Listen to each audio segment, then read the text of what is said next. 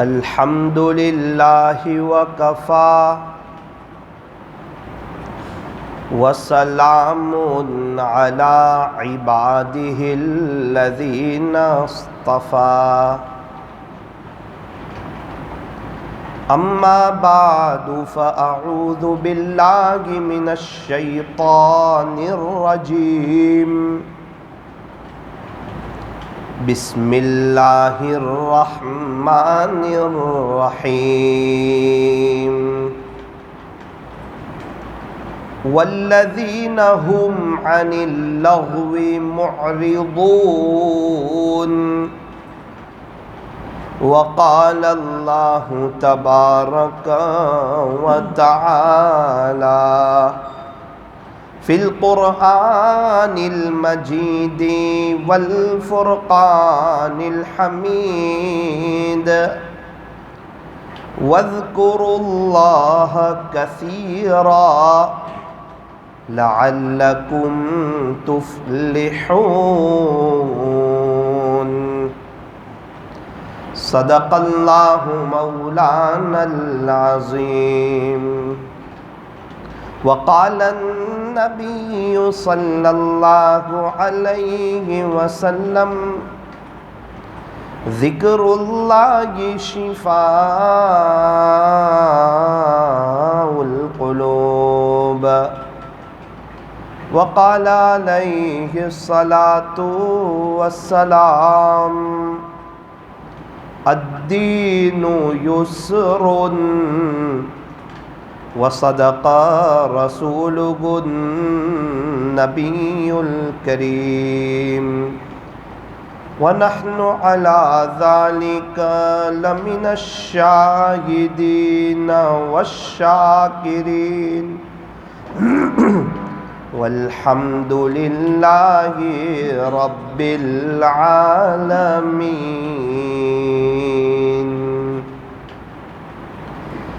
نہ دنیا سے نہ دولت سے نہ گھر آباد کرنے سے تسلی دل کو ہوتی ہے خدا کو یاد کرنے سے کتنی تسکین وابستہ ہے تیرے نام کے ساتھ نیند کانٹوں پہ بھی آ جاتی ہے آرام کے ساتھ نیند کانٹوں پہ بھی آ جاتی ہے آرام کے ساتھ ہر دم اللہ اللہ کر نور سے اپنا سینہ بھر جیے تو اس کا ہو کر جی اور مرے تو اس کا ہو کر مر ہر دم اللہ اللہ کر اللہ اللہ کیسا پیارا نام ہے عاشقوں کا مینہ اور جام ہے جان دے دی میں نے ان کے نام پر عشق نے سوچا نہ کچھ انجام پر جان دے دی میں نے ان کے نام پر جان دے دی میں نے ان کے نام پر عشق نے سوچا نہ کچھ انجام پر کر لے توبہ ابھی بھی وقت ہے، پھر یہ نہ کہنا کہ حساب بہت سخت ہے۔ محبت سے درود پاک پڑھ لیجئے۔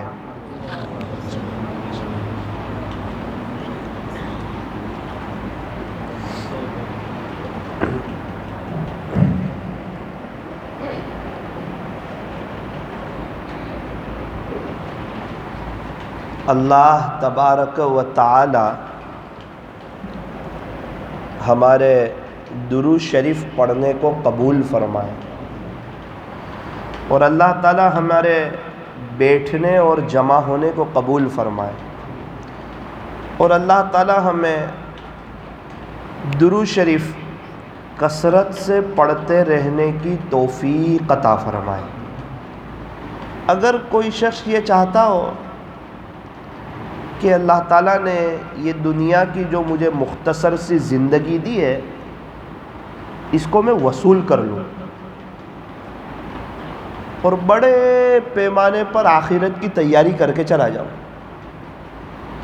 تو اس کو چاہیے کہ چلتے پھرتے اٹھتے بیٹھتے درود شریف پڑھنا شروع کر دے، کیونکہ جو بندہ درود پاک پڑھتا ہے اللہ تعالیٰ اس سے محبت فرماتے ہیں، پیار فرماتے ہیں، خوش ہوتے ہیں، کیونکہ اللہ تعالیٰ کا حکم ہے کہ نبی پر درود بھیجو، تو جو اللہ کے حکم کو پورا کرتا ہے وہ اللہ کا پیارا ہوتا ہے، وہ اللہ کا لاڈلا ہوتا ہے۔ ہم نے دنیا میں دیکھا کہ جو والد صاحب کی بات مانتا ہے وہ اپنے ابا کا پیارا ہوتا ہے، بالکل اسی طرح اس دنیا میں جو اللہ کو مانتا ہے اللہ کی مانتا ہے، اللہ کے نبی کو مانتا ہے اللہ کے نبی کی مانتا ہے، وہ اللہ کا پیارا ہوتا ہے، وہ اللہ کا دلارا ہوتا ہے، پھر اس کو اللہ کی دھرتی پر زندگی گزارنے کی مزہ آتی ہے۔ اللہ تعالیٰ اسے حیاتاً طیبہ نصیب فرماتے ہیں، پاکیزہ زندگی نصیب فرماتے ہیں، اور چین سکون اطمینان امن و امان، پوری دنیا چین سکون کے لیے پریشان ہے۔ اچھا یہ بات نہیں ہے کہ آج انسانوں کی ایک سوچ ہے، کرائے کے مکان میں رہنے والا سوچتا ہے کہ شاید میں فلیٹ میں آ جاؤں گا تو سکون مل جائے گا، حالانکہ ایسی بات نہیں ہے۔ بہت سے لوگ فلیٹ میں رہتے ہیں ان کے پاس بھی سکون نہیں ہے۔ فلیٹ میں رہنے والا سوچتا ہے کہ شاید میرا بنگلہ ہو جائے نا زمین سے تو مجھے سکون مل جائے گا، تو دنیا میں کئی ایسے لوگ ہیں جن کے پاس بنگلے ہیں پھر بھی ان کے پاس سکون نہیں ہے۔ بائک والا سوچتا ہے کہ میری بے چینی کی وجہ یہ ہے کہ میرے پاس کار نہیں ہے، اگر میرے پاس کار ہو جائے تو پھر سکون ہی سکون ہے۔ بھائی دنیا میں بہت سے لوگوں کے پاس کار ہے، سکون ان کے پاس بھی نہیں ہے۔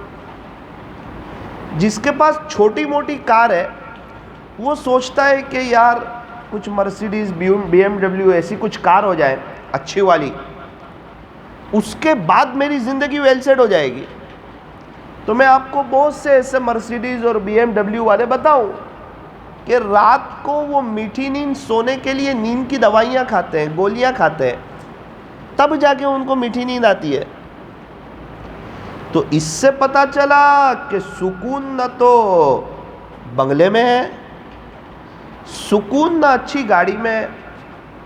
کچھ آدمی سوچتے ہیں کہ یار یہ جو لوگ فورن میں ہیں وہ بہت خوشحال ہیں، اگر میں فورن چلا جاؤں تو پھر میرے سب مسئلے حل۔ تو ایک بڑا طبقہ ہے جو فورن میں رہتا ہے وہ بھی بے چین ہے، پریشان حال ہے۔ زندگی میں دین نہیں ہوگا تو بندہ بے چین ہوگا، اور زندگی میں دین ہوگا پھر گاؤں میں رہتا ہو، شہر میں رہتا ہو، کوئی دیہات میں رہتا ہو، یا فورن میں رہتا ہو، یا سعودی عرب میں رہتا ہو، یا حضور علیہ السلام کے روضے کے سامنے رہتا ہو، اللہ اس کو سکون دے گا۔ اور اگر زندگی سے دین نکال دیا پھر چاہے پوری زندگی پیارے نبی کے قدموں میں گزار دے اس کو سکون نہیں ملے گا۔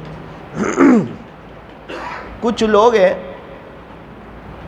وہ دور رہ کر بھی قریب ہوتے ہیں، کچھ لوگ قریب رہ کر بھی دور ہوتے ہیں. کتنے لوگ ایسے ہیں جو سنتوں پر عمل کرتے ہیں، سنتوں کے مطابق اپنی زندگی کو گزارتے ہیں، مدینہ منورہ سے بہت دور رہتے ہیں لیکن ہمارے نبی کے بہت قریب ہیں. کیوں؟ فرمایا ہمارے نبی اللہ کے محبوب اور ہمارے نبی کی نقل اتارنے والے یہ بھی اللہ کے محبوب. ہمارے نبی اللہ کے محبوب اور ہمارے نبی کی نقل اتارنے والے اللہ کے محبوب. بہت خوش نصیب ہیں وہ جو ہمارے نبی کی نقل اتارتے ہیں، ان کو مدنی زندگی پسند آتی ہے.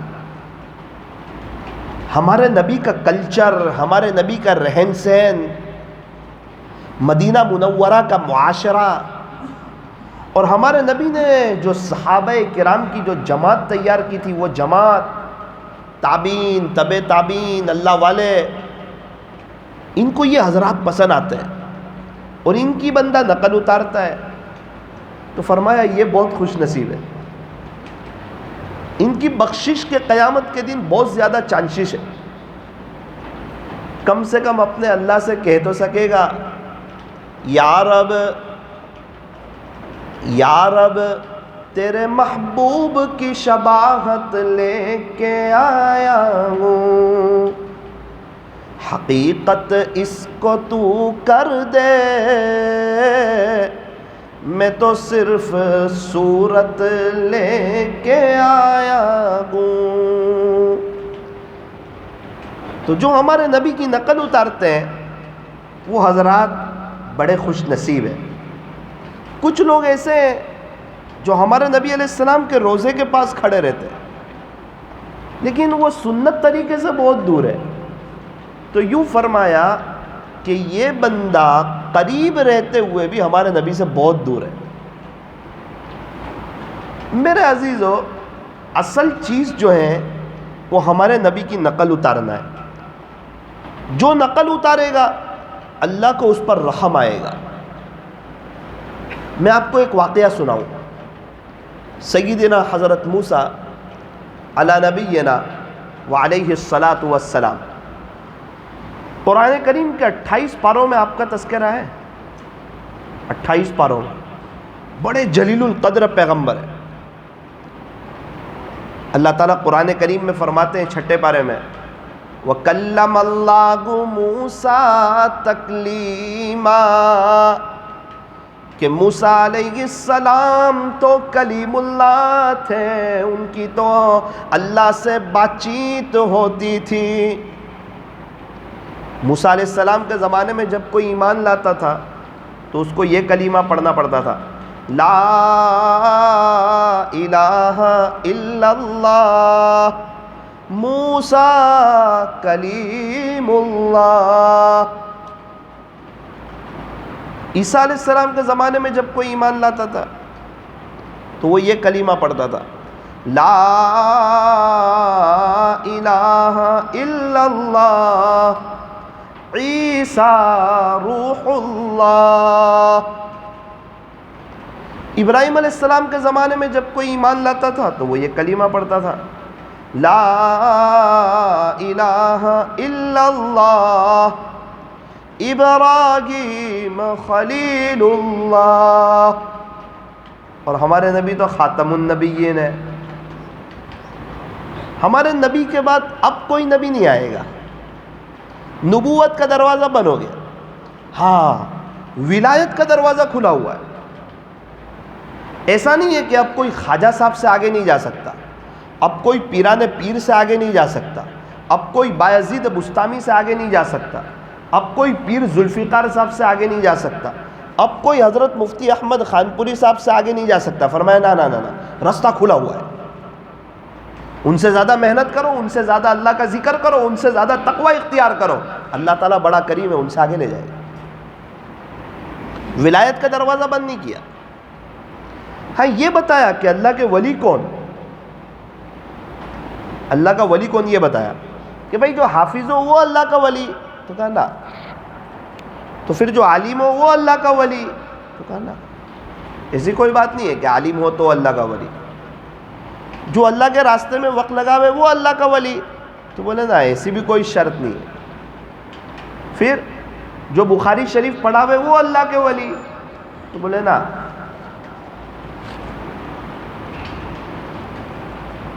جو بیان کرے وہ اللہ کے ولی. فرمایا نا ایسی کوئی شرط نہیں. تو اللہ کے ولی پھر کون؟ تو کہا وہی جس کو اللہ قرآن میں کہتے ہیں. اللہ کا قرآن کہتا ہے ان اولیاءہ الا المتقون،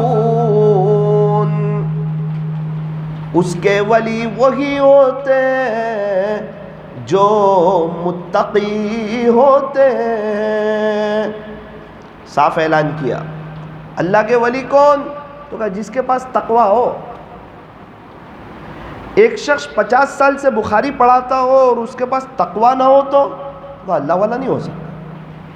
تو دنیا والوں کی نظر میں ہے، دنیا والے ان کو اللہ والا سمجھتے ہیں.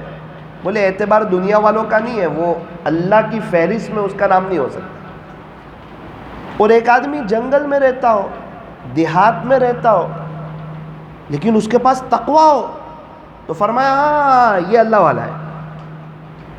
تو اللہ کا ولی بننے کے لیے متقی ہونا ضروری ہے، تقوی ہونا ضروری ہے، گناہوں سے بچنا ضروری ہے.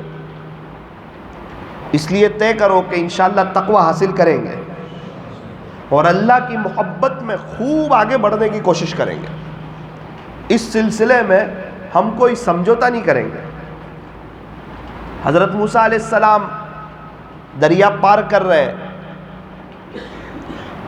ایک ہی راستہ ہے، موسیٰ علیہ السلام گزر گئے. فرعون نے دیکھا کہ موسیٰ علیہ السلام یہاں سے گزرے ہیں، میں بھی اپنے لشکر کے ساتھ گزر جاؤں. عقل کے گھوڑے دوڑائے اور موسیٰ علیہ السلام نے جیسے ہی سمندر پار کرنے لگے، فرعون نے اپنے لشکریوں کو اور اپنے درباریوں کو اور اپنے وزیروں کو اور اپنی رعایا کو اس بات کا حکم دیا کہ وہ بھی اپنے گھوڑے جو ہیں وہ سمندر میں دوڑا دیں. راستہ ہو ہی گیا ہے اور موسیٰ علیہ السلام گزر ہی گئے ہیں، تو قوی امید ہے کہ ہم بھی گزر جائیں گے. چنانچہ گھوڑے دوڑا دیے اور شاندار طریقے پر گھوڑے اس راستے پر چلنے بھی لگے. لیکن جیسے ہی وہ درمیان میں پہنچنے لگا تو پانی نے آپس میں ملنا شروع کیا، اور جیسے ہی پانی ملنے لگا تو سمجھ گیا کہ آج میں پھنس گیا، آج مجھ پر اللہ کی پکڑ آ گئی اور آج میرا معاملہ مشکل ہو گیا. اب ایک ہی ذریعہ ہے میرے پاس کہ میں ایمان لے آؤں، میں اللہ کا ہو جاؤں اور میں اللہ کے نبی پر ایمان لے آؤں. تو اس وقت کہنے لگا کہ میں تو ڈوب رہا تھا، ایک دم ڈوبنے کے قریب تھا کہ ابھی ڈوب کر مر جائے، اور حقیقت کی آنکھیں کھلی ہے اور توبہ کا دروازہ بند ہوا ہے اور کہہ رہا ہے کہ میں تو موسیٰ اور ہارون کے رب پہ ایمان لایا، میں تو موسیٰ اور ہارون کے رب پہ ایمان لایا. جبرائیل علیہ السلام نے خاک اٹھائی، مٹی اٹھائی اور منہ پہ ماری اور یوں کہا اب ایمان لایا جب توبہ کا دروازہ بند ہو گیا، اب ایمان لایا جب تیری حقیقت کی آنکھیں کھلی ہے. اس وقت کا ایمان تیرا معتبر نہیں ہے. اور ہاں یہ تو جب میرا اور آپ کا بھی آخری وقت آئے گا نا، صرف فرعون کی بات نہیں ہے، آخری وقت تو سب کا آئے گا اور ہر ایک کو اس دنیا سے جانا ہے. جب میرا اور آپ کا آخری وقت آئے گا نا، اس وقت ہم پورے اندر سے تڑپ جائیں گے. اس عاجز کی ایک بات یاد رکھنا، جب آخری وقت آئے گا نا، جب شاید یہ بیان اور یہ مجلس اس وقت آپ کو یاد آئے گی، شاید مجھے بھی یاد آئے گی. میرے عزیزوں وہ بڑا خطرناک وقت ہوگا، وہ بڑے خطرناک لمحے ہوں گے. کیوں؟ ہم کشمکش میں ہوں گے. ایک تو روح نکلنے کی تکلیف بڑی خطرناک تکلیف ہے، کوئی معمولی تکلیف نہیں ہے. روح نکالنے کی تکلیف عجیب بات لکھی ہے کتابوں میں. یوں فرمایا کہ کاٹن کا کپڑا ہو اور اس میں دنیا بھر کے کانٹے پیرو دیے جائے اور اس کو کھینچا جائے، تو جس طرح کوٹن کا کپڑا پورا کھینچتا ہے اور پسیجتا ہے اور پورا ہلتا ہے، ایک آدمی جو گنہگار ہوگا، جس کو پیارے نبی کے طریقے پسند نہیں ہوں گے، پیارے نبی کا رہن سہن پسند نہیں ہوگا، کتابوں میں لکھا ہے اس کی روح اس سے خطرناک طریقے پر نکالی جائے گی، جس سے وہ کانٹے کو کھینچنے سے جس طرح کپڑا ایسے تڑپتا ہے اور ایسے تلملاتا ہے اور پورا ورچھی ہو جاتا ہے، اس سے زیادہ ایک گنہگار کی جب روح نکالی جائے گی اس وقت اس کو تکلیف ہوگی، اور گنہگار کی روح نکالتے وقت اس کو تکلیف ہوگی۔ یہ اس بات کی دلیل ہے کہ اب آگے کے سب مرحلے خطرناک ہوں گے اور سارے مرحلے کٹھن ہوں گے، اور یہ دنیا کی ساری نعمتیں اور ساری چیزیں اور ساری پراپرٹیاں اور سارے مکان اور ساری پراپرٹی، ارے زمین پہ تو کسی اور کے دستاویز ہو جائیں گے، ہمارے بنگلوں پر تو ہمارے بچوں کے دستاویز ہو جائیں گے، ہماری زمین کے لیے تو ہمارے بچوں کے دستاویز ہو جائیں گے، میرے اور آپ کے تو مرن داخلے بن جائیں گے، اور یہ جو کپڑے پہنے ہیں نا ہم تو وہ بھی ساتھ لے کے نہیں جائیں گے، خالی ہاتھ آئے تھے خالی ہاتھ جائیں گے، اکیلے آئے تھے اکیلے جائیں گے، ہاں یہ کپڑے بھی ساتھ نہیں جائیں گے، یہ ٹوپی بھی ساتھ نہیں جائے گی، یہ چشمہ بھی ساتھ نہیں جائے گا، گھڑی بھی ساتھ نہیں جائے گی، ہاں خالی ہاتھ جائیں گے، سیدھا سادہ، بغیر نقش و نگار والا، بغیر ڈیزائن والا، سیدھا سادہ ایک کفن کا کپڑا ہوگا، اسے ساتھ لے کر جائیں گے، اسے پہن کر جائیں گے، اور اٹاڑوا والوں یاد رکھنا کہ کفن میں جیب بھی نہیں ہوگا اور قبر میں الماری بھی نہیں ہوگی، خالی ہاتھ آئے تھے خالی ہاتھ جائیں گے۔ اسی لیے فرمایا عقل مند کون کا جو دنیا بنا لے وہ، جو بنگلہ بنا لے وہ، جو نبی کے طریقوں کے خلاف چل لے وہ، جو کرکٹروں کا دیوانہ بن جائے وہ، جو ہیرو کی نقل اتارے وہ، جو موبائل میں ٹائم پاس کرے وہ، جو اپنے وقت کو برباد کرے وہ، جس کے پاس اللہ کے قرآن کے لیے وقت نہ ہو، کیا وہ عقل مند ہے؟ کہ نا وہ تو نادان ہے، وہ تو نادان ہے، اپنی موت کو بھولا ہوا ہے، اپنی قبر کو بھولا ہوا ہے، حشر کو بھولا ہوا ہے، آخرت کی زندگی کو بھولا ہوا ہے۔ تھوڑا سا سیٹ کر لو نا مائک تھوڑا۔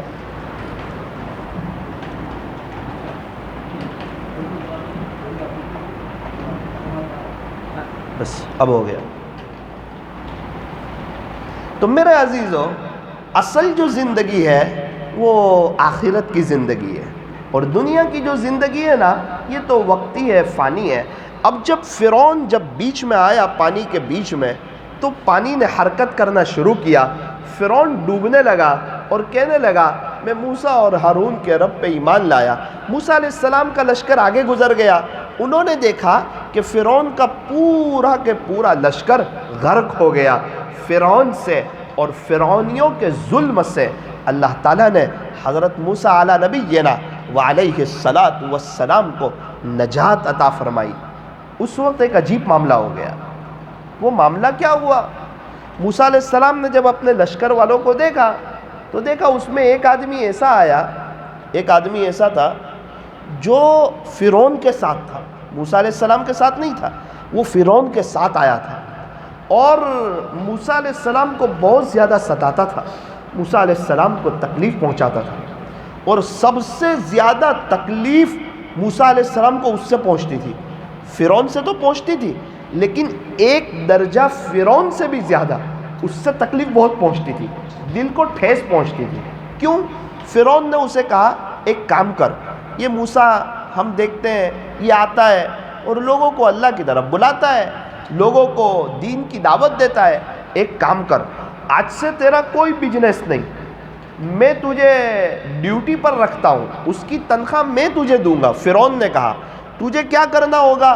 کہا تو تھوڑا موسیٰ جیسا لگتا بھی ہے، ایک کام کر، تو ان کی طرح داڑھی رکھ لے، ان کے جیسے بال بنا لے، ان کے جیسے کپڑے پہن لے، ان کے ہاتھ میں عصا ہے نا، تو ان کے جیسا عصا لے لے، اور تیرا کام کیا کہ جب موسیٰ دین کی، وہ تو مانتا نہیں تھا اللہ کا نبی، کہتا جب موسیٰ دین کی دعوت دینے کے لیے جائیں تو تو بھی ان کے ساتھ چلے جانا، اور انہی کے انداز میں ان کا مذاق اڑانا، ان کا ٹھٹھا کرنا۔ تو موسیٰ علیہ السلام جب دین کی دعوت دینے کے لیے جاتے تو یہ موسیٰ علیہ السلام کے لباس میں آ کر موسیٰ علیہ السلام کی مذاق اڑاتا، اس سے موسیٰ علیہ السلام کو بہت زیادہ تکلیف ہوتی تھی، درد ہوتا تھا. تو موسیٰ علیہ السلام خوش ہوئے کہ فرعون اور کا لشکر تو پورا ڈوب گیا، فرعون بھی غرق ہو گیا. اللہ کا شکریہ ادا کیا، لیکن اللہ تعالیٰ سے بات چیت ہوتی تھی تو اللہ تعالیٰ سے درخواست کی کہ باری تعالیٰ یہ تو پورا لشکر تو ڈوب گیا، اور یہ جو مجھے بہت زیادہ ستاتا تھا، تکلیف پہنچاتا تھا، آپ نے اسے چھوڑ دیا، آپ نے اسے نجات دے دی. تو کہا موسیٰ مجھے پتا ہے کہ یہ تجھے ستاتا تھا، اس سے تیرا دل زیادہ دکھتا تھا، یہ تجھے زیادہ تکلیف پہنچاتا تھا، لیکن موسیٰ اس کو عذاب دیتے ہوئے مجھے شرم آئی. اللہ پاک اس کو عذاب دیتے ہوئے شرم آئی. موسیٰ جو بھی تھا آخر کار نقل تو تیری اتارتا تھا نا، آخر کار نقل تو وقت کے نبی کی اتارتا تھا نا. موسیٰ تیری نقل اتارتا تھا، مجھے تو محبوب تھا. خلاصہ یہ ہے کہ تیری نقل اتارنے والے وہ بھی مجھے محبوب تھے. صحابہ ہمارے نبی کی نقل اتارتے تھے، تابعین صحابہ کی نقل اتارتے تھے، تبع تابعین تابعین کی نقل اتارتے تھے. اللہ والے صحابہ کی اور ہمارے نبی کی نقل اتارتے ہیں. ہمیں چاہیے ہم بھی ہمارے نبی کی نقل اتاریں، جس طرح سید انور نے اتار لی، جس طرح محمد یوسف نے اتار لی. وہ کیا ہے؟ شہرت ہے، دولت ہے، عزت ہے، سب کچھ ہے، پوری دنیا مانتی ہے، لیکن آخرت یاد آ گئی، موت یاد آ گئی، مرنا یاد آ گیا. سب دو صحباب کو ایک طرف رکھ دیا. پوری دنیا والے کیا سوال پوچھیں گے ایک طرف رکھ دیا، لوگ کیا کہیں گے وہ سب ایک طرف رکھ دیا. اللہ اکبر کبیرہ. آپ کو میں نے شاید سنایا تھا کہ سعید انور اور عمران خان ایک ایئرپورٹ سے آ رہے ہیں، عمران خان کو پکڑ لیا، سعید انور کو چھوڑ دیا. 1-1.5 گھنٹے عمران خان سے سوال جواب کیے. تو جب واپس عمران خان کی ملاقات ہوئی سعید انور سے تو کہا سعید انور یار تو جس ملک سے کھیلا میں بھی اسی ملک سے کھیلا ہوں، تو بھی کرکٹر ہے میں بھی کرکٹر ہوں، کیا بات ہے تجھے چھوڑ دیا اور مجھے پکڑ لیا، میرے سے سوال جواب کیے. تو سعید انور نے کہا عمران بھائی آپ برا نہ لگائیں تو ایک بات عرض کروں. کہا جی بالکل فرمائی ہے. سعید انور نے کہا عمران بھائی میں نے محمدی وردی پہنی ہوئی ہے اور آپ کے پاس پیارے نبی والی وردی نہیں ہے.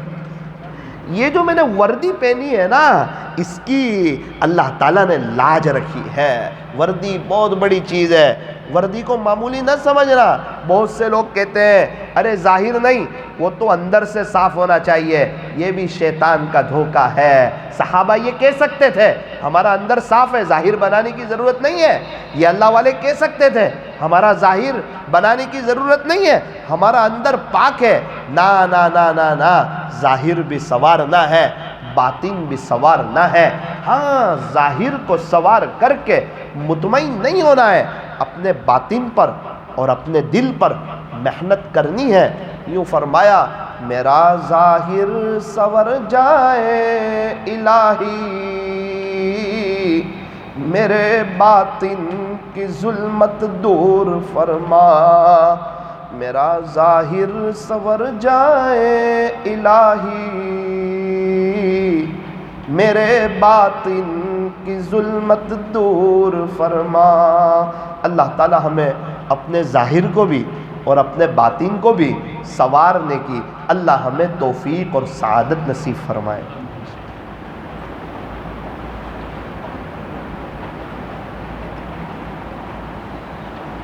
اور ہم لوگ دیکھتے ہیں کہ ملٹری والے اپنی وردی میں ہوتے ہیں. یہ نہیں کہتے کہ ہمارے دل میں ملٹری کی محبت ہے اس لیے ظاہر بنانے کی ضرورت نہیں ہے. ان کو پتہ ہے کہ سرکار تنخواہ دینا بند کر دے گی.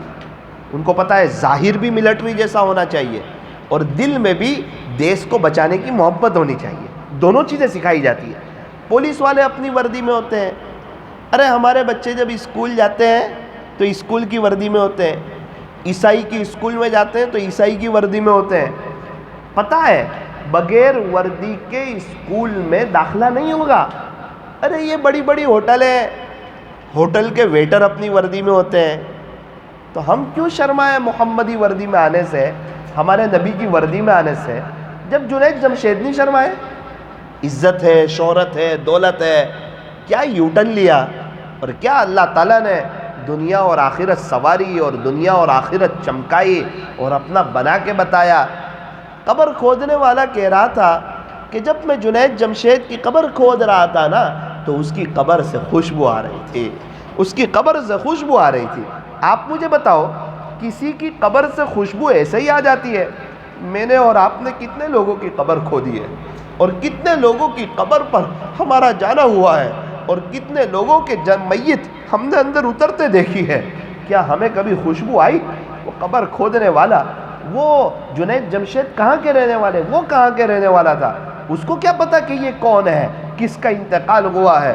عجیب آدمی پوچھنے لگا کہ یہ جو میں قبر کھود رہا ہوں اس میں سے خوشبو آ رہی ہے، یہ جنید کی قبر کھود رہا ہوں اس میں سے خوشبو آ رہی ہے۔ اس کو کوئی یہ بات کہنے کے پیسے تھوڑی نہ مل رہے تھے، وہ صحیح بات کہہ رہا تھا۔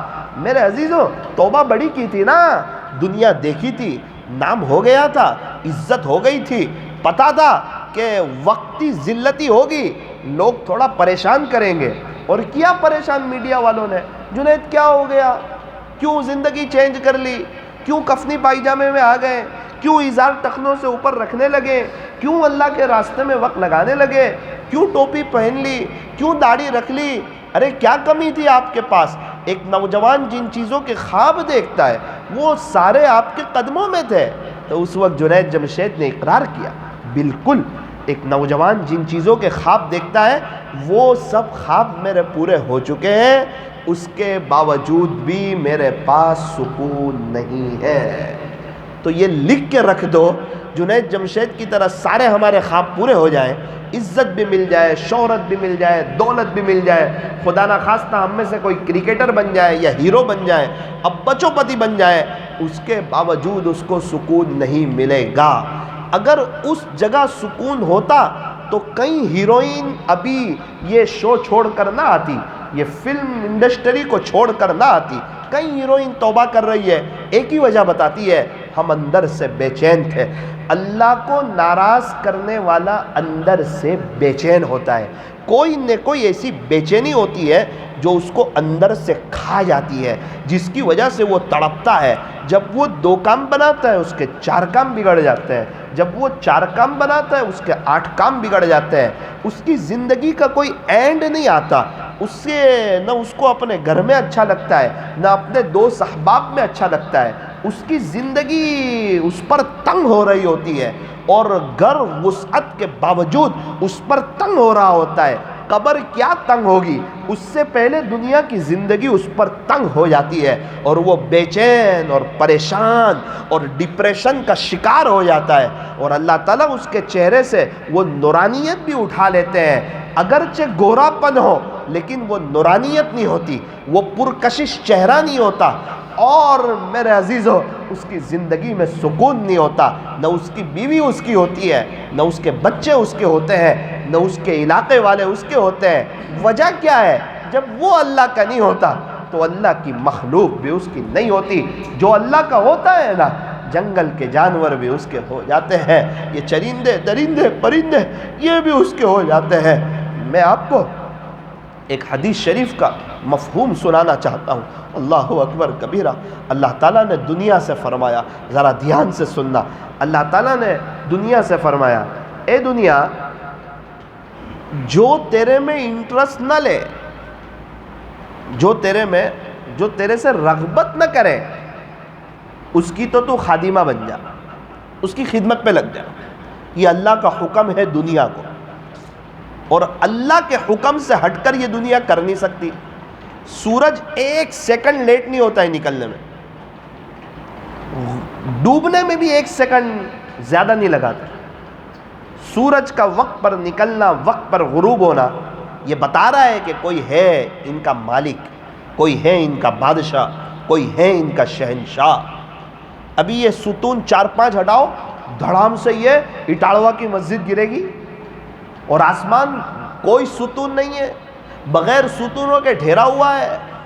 تو یہ بتا رہا ہے کہ کوئی ہے جو اس کو تھامے ہوئے ہے، جو اس کو زمین پہ گرنے نہیں دیتا۔ یہ ہوائی جہاز جو اڑ رہا ہے، اللہ تعالیٰ نے انسانوں کو یہ جو دماغ دیا ہے تو بتا رہا ہے کہ دماغ دینے والا کوئی ہے، اور وہ کون ہے؟ تو کہا وہ اللہ ہے، وہ خالق ہے، وہ مالک ہے، وہ پالنہار ہے، وہ بڑی طاقت والا ہے، وہ بڑی قدرت والا ہے۔ وہ کالے بھینس سے سفید دودھ نکال رہا ہے، اللہ اکبر کبیرہ۔ بھینس ایک دم کالی ہے، دودھ ایک دم سفید نکال رہا ہے، دودھ کریم بھی نہیں ہوتا، دودھ یلو رنگ کا نہیں ہوتا، ایک دم صاف شفاف سفید دودھ. اور بھینس کو دیکھو تو سفیدی نام کی کوئی چیز نہیں، اور دودھ دیکھو تو اس میں کالے رنگ کی کوئی چیز نہیں. ایسا نہیں ہے کہ کوئی سفید رنگ کی کوئی چیز بھینس کو کھلاتے ہو، چارہ کھلاتے ہیں وہ بالکل ہرا سا ہوتا ہے. کالی رنگ کی بھینس ہو اور ہرے رنگ کا چارہ ہو اور اس کے اندر سے اتنا صاف شفاف دودھ، یہ کون نکالتا ہے؟ فرمایا یہ تیرا اللہ نکالتا ہے. یہ اللہ کی قدرت ہے. یہ دودھ بھی ہمیں بتا رہا ہے کہ اپنے اللہ کو پہچانو، اپنے خالق کو پہچانو، اپنے مالک کو پہچانو. ایک بھینس کے اندر 5 لیٹر دودھ نظر آتا ہے، 5 لیٹر، اور روزانہ 5 لیٹر دودھ نکلتا ہے. شام کو 5 بجے ابھی دودھ نکالا، 1 لیٹر دودھ نکل گیا. اب کتنا لیٹر بچا؟ 4 لیٹر. ابھی دکھ رہا ہے اس کے تھن میں دودھ ہے، 4 لیٹر ہے. ماہرین بھی بتا رہے کہ بھائی کیا افسوس کرتے ہو، روزانہ 5 نکلتا ہے، ابھی 1 لیٹر نکالا ہے، 4 لیٹر اور ہے. پھر ہاتھ لگایا، پھر نکل رہا ہے. اب بھینس کو ذبح کیا اور اندر چیک کیا تو 1 قطرہ بھی دودھ نہیں ہے. تو یہ آتا کہاں سے؟ کہاں سے آتا؟ تو مولانا دودھ، ارے پوری دنیا کو اللہ نے دودھ سے جوڑ دیا. چائے پینی ہے تو کہا دودھ، آئس کریم کھانی ہے تو کہا دودھ، جوس پینا ہے تو کہا دودھ، تھک سیک پینا ہے تو کہا دودھ، ملائی کھانی ہے تو کہا دودھ سے بنے گی، گھی کھانا ہے تو فرمایا دودھ سے، مکھن کھاتے ہو تو کہا دودھ سے، پنجابی دہی کھٹی دہی کھاتے ہو تو کہا دودھ سے. سب کو دودھ سے جوڑا، پوری دنیا کو. قرآن کریم میں یہ اللہ تعالیٰ جو دودھ جو نکالتے ہیں اس کا تذکرہ فرما رہے ہیں. من بین فرث و دم. اللہ فرماتے ہیں کہ ایک طرف تو گوبر ہے جو ناپاک چیز ہے، دوسری طرف خون ہے وہ بھی ناپاک چیز ہے. تو من بین فرث و دم لبنن خالصا، ان دونوں کے درمیان سے اتنا صاف شفاف دودھ کون نکالتا ہے؟ نہ گوبر کی کوئی آمیزش ہے، نہ خون کی کوئی ملاوٹ ہے. میرے عزیزو یہ اللہ ہی کر سکتے ہیں. وہ اس سے آپ اللہ کی طاقت کا اندازہ لگائیں، اللہ کی قدرت کا اندازہ لگائیں. ہمیں صحیح معنوں میں اللہ کی طاقت کا نہیں پتہ ہے، اللہ کی قدرت کا نہیں پتہ ہے.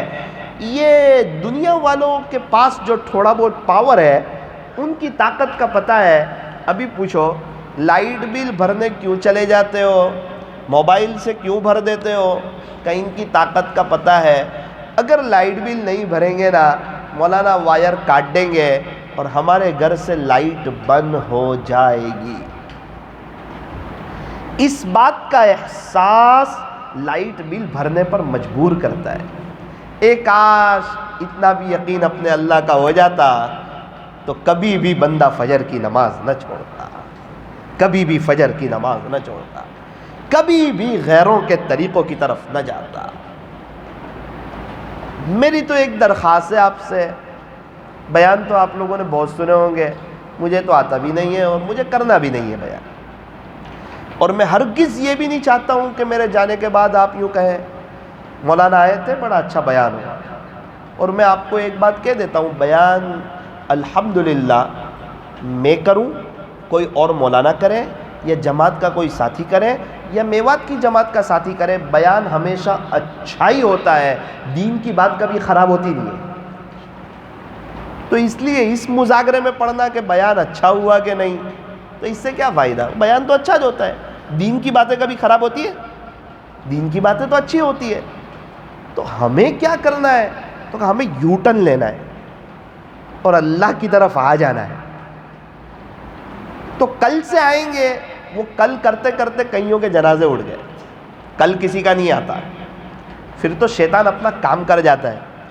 دیکھتے نہیں ہم مولانا طارق جمیل صاحب کا بیان سن کے روتے ہیں، اور صرف شیطان اتنا کہتا ہے کل سے توبہ، اور کل تک تو پورا بیان کا اثر ہی چلا جاتا ہے. کیونکہ کل آتی نہیں، ابھی کوئی کہے کل، آئندہ کل تو آج ہی کا دن ہو جائے گا، کل تو ہوگی نہیں. قبرستان سے نوجوانوں سے بھرے پڑے جو یوں کہتے تھے کہ ہم بڑھاپے میں توبہ کریں گے. ایسے نوجوانوں سے قبرستان بھرے پڑے ہیں، توبہ کا موقع ہی نہ آیا. کتنے لوگ تو گانا سنتے سنتے اللہ کو پیارے ہو گئے، کتنے لوگ کرکٹ کی میچ دیکھتے دیکھتے اللہ کو پیارے ہو گئے، اللہ کے پاس چلے گئے، کچھ کام نہیں آیا. جتنا سپورٹ کیا تھا کہ یہ ٹیم جیت جائے. ابھی میں جس ٹیم کو سپورٹ کر رہا ہوں وہ پوری زندگی ایک بھی میچ نہ ہارے، جس کھلاڑی کو میں سپورٹ کر رہا ہوں پوری زندگی صدی پہ صدی لگاتا رہے، تو بتاؤ اس سے مجھے کیا فائدہ؟ میرے کو کوئی وہ چائے کا کپ بھیجے گا، میرے کو کوئی وہ 2-5 لاکھ روپے بھیجے گا، میرے کو کوئی وہ زمین دے گا؟ میں ملا ہوں آپ کے کرکٹروں سے، اور میں ملا ہوں بڑے لوگوں سے، چھوٹے لوگوں سے. شاید ان کا پی اے آپ کو ان سے ملاقات کرنے نہ دے، شاید ان کے گھر میں بیٹھ کر آپ کو ایک کپ چائے پینا نصیب نہ ہو. ان میں کا ایک بڑا طبقہ سکون کے لیے پریشان ہے، وہ بھی سکون کی تلاش میں ہے. وہ یوں سوچ رہے ہیں کہ شاید تھوڑے اور زیادہ پیسے ہو جائیں گے ہمیں سکون مل جائے گا، شاید یہ کھلاڑی ہے اس کی لیول پہ جب میری پرفارمنس ہو جائے گی تو سکون مل جائے گا. ارے پرفارمنس سے سکون نہیں ملتا ہے، اور عزت کما لینے سے اور نام کما لینے سے اور شہرت کما لینے سے سکون نہیں ملتا ہے. میرے عزیزوں، دیندار بننے سے سکون ملتا ہے. اس لیے کہا دیندار بنو. مالدار تو فرعون بھی تھا، قارون بھی تھا، حامان بھی تھا. اصل جو چیز ہے وہ دینداری ہے، وہ اللہ کی طرف آنا ہے اور اپنی زندگی کا یوٹن لینا ہے اور اللہ کو راضی کرنا ہے اور اللہ کو منانا ہے اور اللہ سے صلح کرنی ہے اور اپنے دل کی تار اپنے خالق سے اور اپنے مالک سے اور اپنے پالنہار سے جوڑنی ہے اور اللہ کو راضی کر کے اس دنیا سے جانا ہے. اب پوائنٹ کی بات، ہم یوٹن لینا چاہ رہے ہیں. ایک خیال آتا ہے لوگ کیا کہیں گے. ایک بات یاد رکھنا اس عاجز کی، جب تک زندگی میں یہ بات ہوگی کہ لوگ کیا کہیں گے، مخلوق کا ڈر دل میں رہے گا. اور جس وقت سے یہ بات آ جائے گی کہ اللہ کیا کہے گا، اللہ مخلوق کے ڈر سے نجات دے دے گا. اور جو اللہ سے ڈرتا ہے نا، ساری دنیا اس سے ڈرتی ہے، اور جو اللہ سے نہیں ڈرتا پوری دنیا اسے ڈراتی ہے.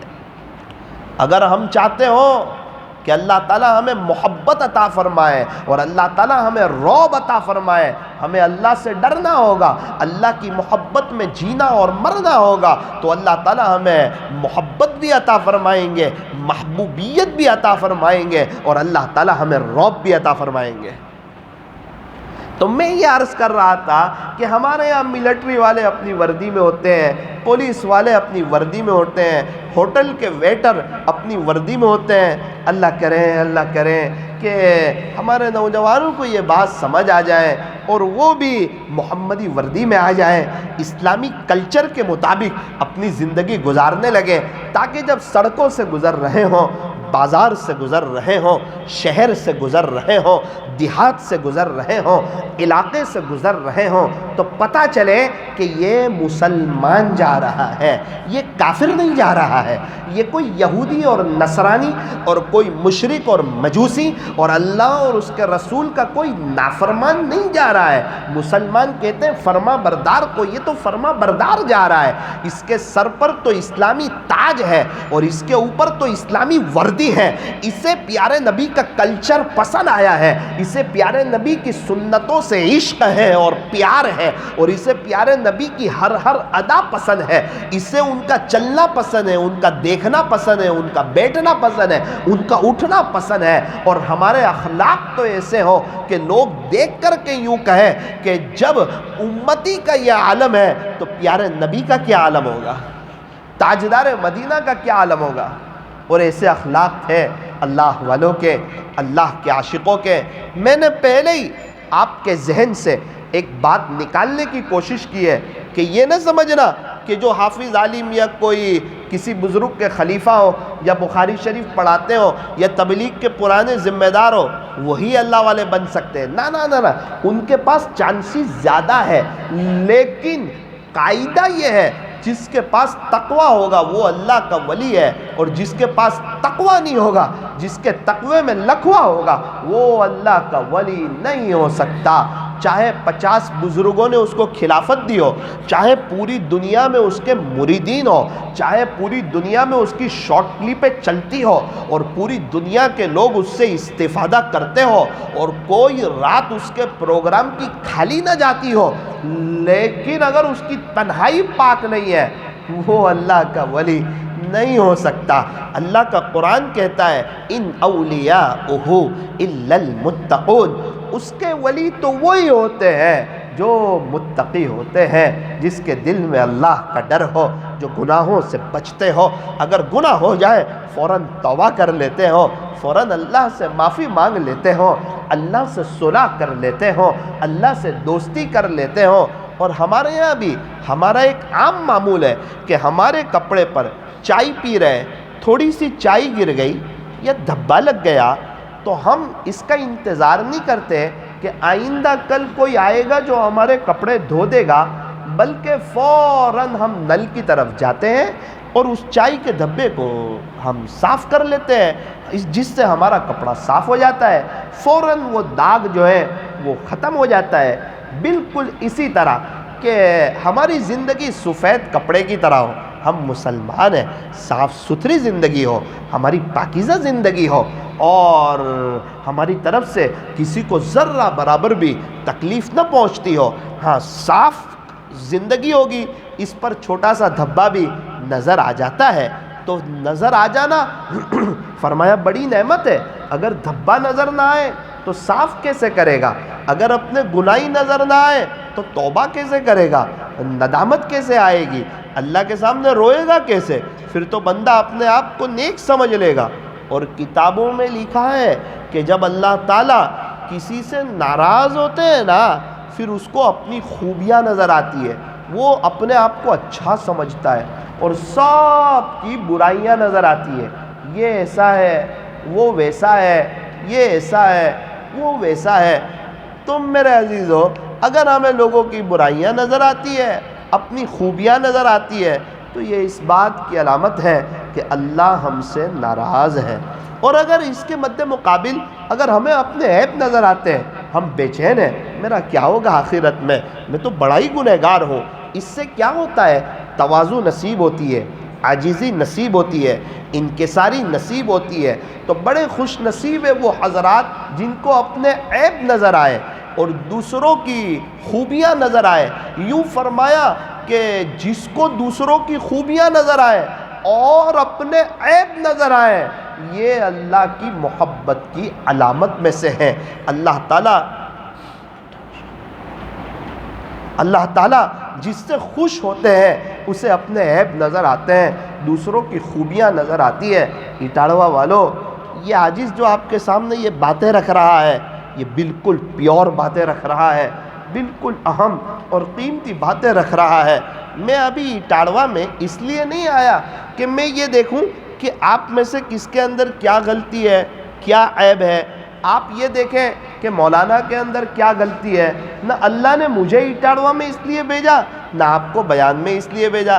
ابھی آپ کا مکتب چل رہا ہے، کل صبح میں وہاں آ جاؤں اور سب بچے بیٹھے ہو، ان کو بولوں چلو چلو آ جاؤ امتحان دو۔ ارے بھائی امتحان؟ ارے بھائی میں مولانا ہوں، میرے پاس سند ہے ڈابیلز ہے۔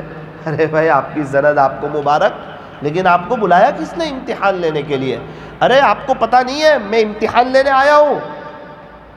صدر صاحب آ گئے، ٹرسٹی صاحب آ گئے، مولانا صاحب ٹھیک ہے کل آپ ہمارے آئے تھے تو کل تک تو آپ ہمارے مہمان تھے، لیکن سوری معافی چاہتے ہیں، آپ چلے جائیں ورنہ اچھا نہیں ہوگا، ہمارا امتحان کا وقت نہیں آیا ہے، آپ ہماری نظر سے گر جاؤ گے۔ مولانا صاحب آپ کو کس نے بلایا امتحان لینے کے لیے؟ آپ کیوں آ گئے؟ تو میں اگر امتحان لینے آ جاؤں بغیر موقع کے تو کیسا گاؤں والے مجھ پہ ناراض ہو جائیں گے۔ بالکل اسی طرح اللہ تعالیٰ نے ہمیں دنیا میں اپنے بندوں کا امتحان لینے نہیں بھیجا ہے۔ اگر امتحان لیں گے نا اللہ فوراً ناراض ہو جائیں گے کہ تو کون امتحان لینے والا، کون کیسا ہے، اس کا معاملہ میرے ساتھ ہے، تیرے ساتھ نہیں ہے۔ اے انسان تو کسی کے عیب کو بے نقاب نہ کر، اے انسان تو کسی کے عیب کو بے نقاب نہ کر، خدا اس کا حساب کرے گا، تو اس کا حساب نہ کر، خدا اس کا حساب کرے گا، تو اس کا حساب نہ کر۔ جب مجھے یہ پوچھا ہی نہیں جائے گا کہ بھائی آپ کی بستی میں کون نیک لوگ تھے، کون جھوٹ بولتے تھے، کون جوا کھیلتے تھے، کون شراب پیتے تھے، کون چوراہے پر بیٹھ کر غیبتیں کرتے تھے، اور کون فجر کی نماز نہیں پڑھتے تھے، یہ سوال ہمیں نہیں ہونا ہے۔ میرے عزیزو، اس بات کو نوٹ کریں کہ ہم کسی کے عیب نہ دیکھیں۔ کسی کے عیب دیکھو گے نا تو اپنے آپ کو اس سے بہتر سمجھو گے، اسی کو تکبر کہتے ہیں۔ اور یوں فرمایا، جس کے دل میں ذرہ برابر بھی تکبر ہوگا وہ جنت میں داخل نہیں ہوگا، وہ جنت میں داخل نہیں ہوگا۔ ابھی ایک بزرگ کا میں بیان سن رہا تھا، تو بیان میں وہ اللہ والوں کی باتیں کر رہے تھے، اللہ والوں کی باتیں کرتے کرتے وجد میں آ گئے اور کہنے لگے میری نظر میں تو آپ لوگ سب اللہ والے ہو۔ مجمع کو کہہ رہے ہیں میری نظر میں تو آپ لوگ سب اللہ والے ہو۔ کہنے لگے میں سچ کہہ رہا ہوں، میری نظر میں آپ لوگ سب اللہ والے ہو۔ یہ کون کہے گا پتہ ہے؟ جو اپنے آپ کو گنہگار سمجھتا ہوگا، جو اپنے آپ کو گنہگار سمجھتا ہوگا۔ جو نشے میں ہوتا ہے نا، نشے میں وہ اپنی نظر میں بہت کچھ ہوتا ہے، لوگوں کی نظر میں کچھ نہیں ہوتا۔ بالکل تکبر، گھمنڈ، بڑائی، یہ ایک نشہ ہے۔ یہ اپنی نظر میں بہت کچھ ہوتا ہے، لیکن بستی والوں کی نظر میں، دنیا والوں کی نظر میں کچھ نہیں ہوتا۔ بڑائی اللہ کی چادر ہے، اور بڑائی تو صرف اللہ کے لیے ہے۔ ہم پیدا ہوئے تھے نا، اس کان میں بھی یہی کہا تھا اللہ اکبر، اور اس کان میں بھی یہی کہا تھا اللہ اکبر۔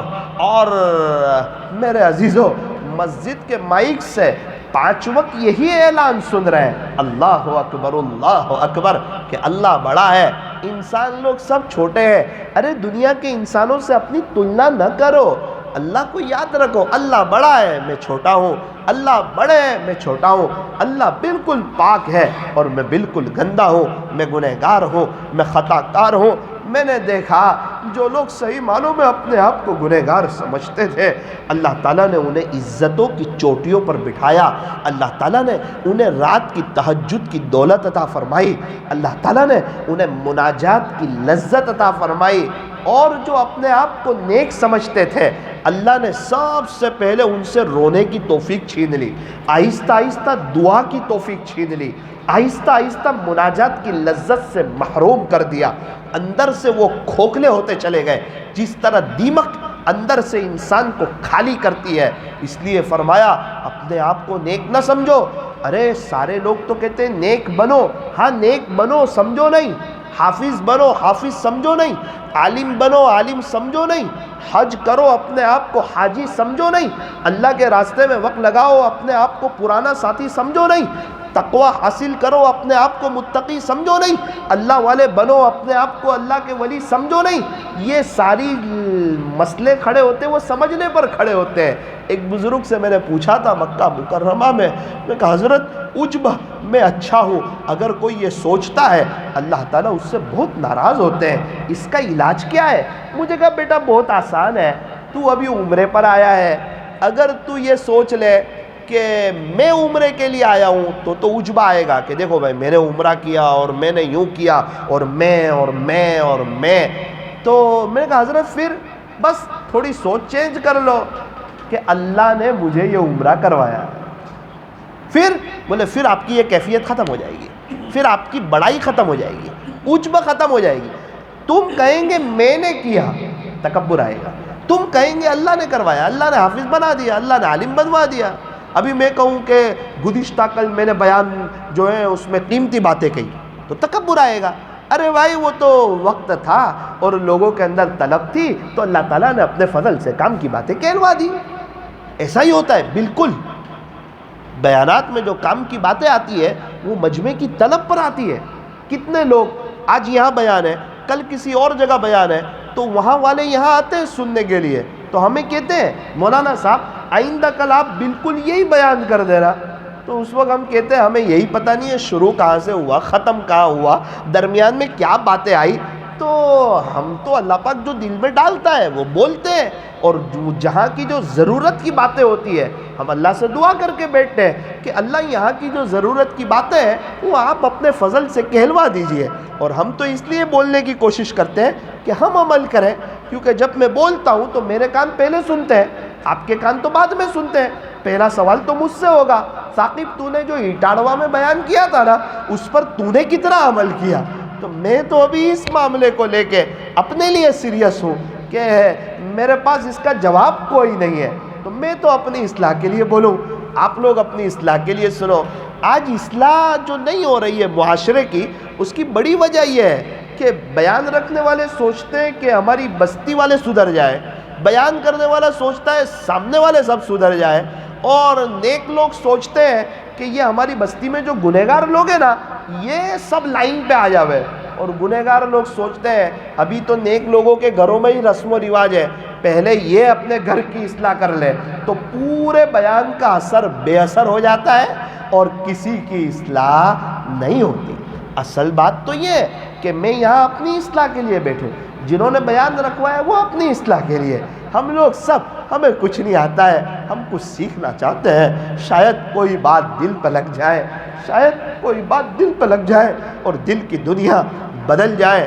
میرے عزیزوں یہ ایک موقع ہے، ایک زندگی ہے، انتقال کے بعد جب یہ آنکھیں بند ہوگی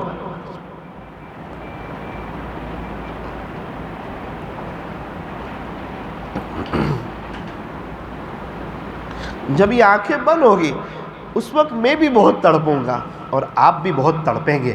حقیقت کی آنکھیں کھلنے والی ہے، انسان کی آنکھ پھٹی کے پھٹی رہ جائے گی. کیا ہو گیا، کہاں چلی گئی وہ دنیا کی زندگی؟ ایک دم ختم، ایک جھٹکے میں ختم، پراپرٹی ختم. اب کون؟ تو کہا اب فلاں. نہیں اب کوئی نام بھی نہیں لے گا، اب تو مرحوم، اب تو میت. اب تو کہا اب دوسروں کے محتاج، مردہ بدست زندہ، اب تو دوسروں کے ہاتھ میں. اب لوگ مشورہ کر رہے ہیں جنازے کی نماز کب رکھی جائے، اور جنازے کی نماز کون پڑھائے. قبر کھودنے والے قبر کھود رہے ہیں، کوئی کفن کی چادر لینے کے لیے جا رہا ہے. تو یہ دن میرا بھی آئے گا، یہ آپ کا بھی آئے گا. ایسا نہیں کہ دنیا میں کچھ لوگوں کا آ گیا ہمارا نہیں آئے گا، نا نا نا نا نا. اور کب آئے گا؟ تو کہا بہت جلدی آئے گا، پتہ نہیں کب چلے جائے. اگر 40 سال کے بعد بھی آ گیا نا تو بھی وہ جلدی ہی ہے. میرے عزیزوں جب انتقال ہوگا، یوں فرمایا جب بندے کو قبر میں رکھا جائے گا اور اگر قبر میں اس کے لیے جنت کی کھڑکی کھل گئی اور ٹھنڈی ٹھنڈی ہوائیں آنے لگی اور قبر تحد نگاہ وسیع ہو گئی اور اللہ تعالیٰ خوش ہو گئے اور اللہ کے فرشتوں نے خوشخبری سنائی اور وہ قندیلیں لے کر آئے، خوش ہو جاؤ خوش ہو جاؤ، اللہ آپ سے خوش ہے. اللہ کی مانی تھی نا دنیا میں، اب دیکھو ہمیشہ ہمیشہ کی لائف میں اللہ آپ کو کیا کیا انعام دیتے ہیں. اور قبر بھی کہتی ہے کہ میری دھرتی پہ جتنے لوگ چلتے تھے ان میں تو مجھے سب سے زیادہ محبوب تھا، تو نے اللہ کی مان کی زندگی گزاری ہے. اب جب تو میرے حوالے ہوا ہے نا تو دیکھ میں تیرے ساتھ کتنا اچھا سلوک کروں گی. قبر تحد نگاہ وسیع ہوگی. محمد کے غلاموں کا کفن میلا نہیں ہوتا. یہی وہ ساری باتیں تھی جس سے سید انور نے یو ٹرن لیا ہے، یہی وہ ساری باتیں تھی جس سے محمد یوسف نے یو ٹرن لیا ہے، یہی وہ ساری ہمیشہ ہمیشہ کی لائف کی حقیقت تھی جس سے جنید جمشید نے یو ٹرن لیا ہے. یہ حقیقت ہمارے سامنے نہیں، ہمیں یہ دنیا حقیقت لگ رہی ہے، حالانکہ بنانے والے نے خود بتایا کہ یہ دنیا دھوکہ ہے.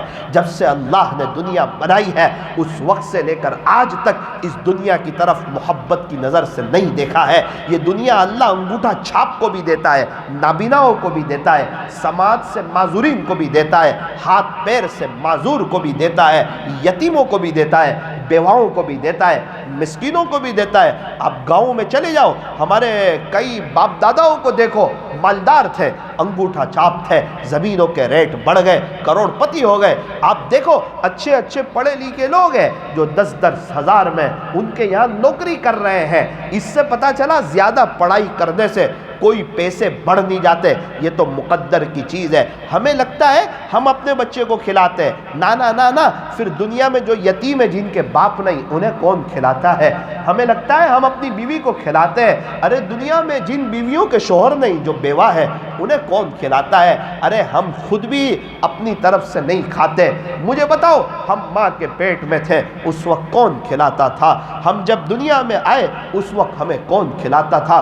ہم 3 سال کے ہوئے، ہماری ہائٹ بڑھ گئی، اس وقت ہم بول نہیں سکتے تھے، ہمارے کپڑے کس نے لا کے دیے؟ آپ کہیں گے ہمارے ابو نے لا کے دیے، تو ابو کے دل میں وہ محبت کس نے ڈالی؟ اگر باپ کہتا ہے کہ اس کو کپڑے میں نے لا کے دیے، تو اس باپ سے میں سوال پوچھتا ہوں کہ کتنے بچے ایسے جن کے ابا وہ 1 سال کے تھے جب گزر گئے، تو وہ ان کو کپڑے کس نے لا کے دیے؟ میرے عزیزو، یہ اللہ کا نظام ہے، یہاں کوئی بھوکا نہیں رہتا، یہاں کوئی پیاسا نہیں رہتا، یہاں کوئی ننگا نہیں رہتا، وہ کسی کو زیادہ کسی کو کم دیتا ہے۔ اللہ یبسط الرزق لمن یشاء ویقدر، وہ بادشاہ ہے، وہ جس کا چاہے اس کا رزق وسیع کر دے اور جس کا چاہے اس کا رزق تنگ کر دے۔ جس کا رزق زیادہ ہے اس کا اس میں امتحان ہے، زکوٰۃ نکالتا ہے یا نہیں، صحیح جگہ خرچ کرتا ہے یا نہیں، غریبوں کی مدد کرتا ہے یا نہیں، یتیموں کا اور بیواؤں کا اور مسکینوں کا وہ خیال رکھتا ہے یا نہیں، اور جس کے پاس کچھ نہیں ہے اس کا بھی امتحان ہے، صبر کرتا ہے یا نہیں کرتا، میرے اپنے مقدر پر راضی رہتا ہے یا نہیں راضی رہتا، میرے فیصلے پر خوش ہے یا نہیں ہے۔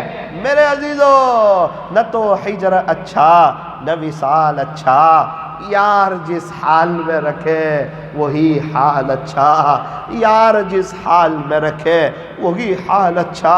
تو میں تو یہ عرض کر رہا تھا کہ لوگ کیا کہیں گے اس کو بھول جائیں اور اللہ اس کے رسول کی طرف نظر رکھیں، اپنی موت کو، اپنی قبر کو، اپنی آخرت کو یاد رکھیں، ایک دم یو ٹرن لے لیں، بغیر سوچے سمجھے مخلوق کی محبت کو نکال کر کے، دوست احباب کی محبت کو نکال کر کے، ارے جن دوستوں کے خاطر ہم اپنی زندگیاں چینج نہیں کر رہے ہیں، جن مخلوق کے خاطر ہم اپنی زندگیاں چینج نہیں کر رہے ہیں، یہ تو ہمارے انتقال کے بعد ہماری قبر پر مٹی ڈال کر ہاتھ بھی اسی جگہ جھاڑ دیں گے، ہاتھ بھی اسی جگہ جھاڑ دیں گے۔ اس وقت انسان کو اپنی حقیقت کا اندازہ ہو جائے گا۔ تو جو گنہگار ہوگا اس کی روح تو بڑی خطرناک طریقے پر نکالی جائے گی، لیکن جو نیک ہوگا، اللہ کا فرما بردار ہوگا، اللہ کی مان کر کے زندگی گزارنے والا ہوگا، اس کی روح کیسے نکالی جائے گی؟ فرمایا او ہو، اس کی روح تو ایسے نکالی جائے گی جیسے آٹے سے بال نکالا جاتا ہے۔ تو جس طرح آٹے سے بال نکلتا ہے پتہ نہیں چلتا، اس طرح اس کی روح نکالی جائے گی۔ مولانا صاحب، دنیا میں ہمیں نیک اور گنہگار دونوں برابر لگتے ہیں، نبی کے دیوانے اور ہیرو اور کرکٹروں کے دیوانے دونوں ہی ایک جیسے لگتے ہیں، ہمیں تو کوئی فرق نہیں لگتا۔ ہاں، یہ دنیا ہے، یہاں فرق نہیں لگے گا، یہاں فرق ہو جائے تو امتحان ختم ہو جائے گا۔ امتحان گاہ میں بیٹھے ہوئے ہیں، ایک نے صحیح لکھا، ایک نے غلط لکھا، ابھی صحیح لکھنے والوں کی تعریف نہیں ہوگی، غلط لکھنے والوں کی برائی نہیں ہوگی۔ بھائی اس نے صحیح لکھا ہے، کوئی بات نہیں، ابھی ریزلٹ کا وقت نہیں آیا ہے، ابھی اس کی تعریف نہیں، ابھی اس کی برائی نہیں، ابھی دونوں برابر ہے۔ ایک ہی بینچ پہ بیٹھے ہوئے ہیں، ایک نے صحیح لکھا ہے، اس کی کوئی تعریف نہیں، ایک نے غلط لکھا ہے، اس کی کوئی برائی نہیں۔ وجہ تو کہا دونوں برابر دکھ رہے ہیں، برابر نہیں ہے۔ جس نے صحیح لکھا ہے نا وہ اندر سے خوش ہے، اس کو پتا ہے ریزلٹ اچھا آنے والا ہے، پہلے محنت کی ہے نا، اس کے دل میں سکون ہے۔ اور جس نے غلط لکھا ہے نا اس کو پتا ہے کہ بے مہینہ پچھی ریزلٹ آؤ ہے تو اپنی آبی بند ہے، میں نہ سر کو منہ بتا سکوں گا نہ اپنے ماں باپ کو منہ بتا سکوں گا، اور میں تو فیل ہونے والا ہوں۔ اس کو دکھ رہا ہے، اس نے جو لکھا ہے نا وہ اندر سے بے چین ہے، اوپر سے دونوں ایک جیسے لگ رہے ہیں۔ بالکل اسی طرح جو نیک ہے جو بد ہے دونوں ایک جیسے لگتے ہیں، اندر سے بہت فرق ہے، سکون کا بہت فرق ہے۔ کس کی گاڑی میں ہیٹر چل رہا ہے اور کس کی گاڑی میں اے سی چل رہا ہے، باہر والوں کو پتہ نہیں چلتا، وہ اندر بیٹھنے والوں کو پتہ چلتا ہے۔ ایسے ہی صحابہ نے پوری زندگیاں لگا دی، تابعین نے پوری زندگی لگا دی، تابعین نے پوری زندگی لگا دی، جنید جمشید نے یو ٹرن لے کر کے دنیا کو ایک طرف کر کے پوری زندگی لگا دی۔ ایسے ہی لگا دی، کیا اپنی موت یاد نہیں تھی؟ کیا اپنی قبر یاد نہیں تھی؟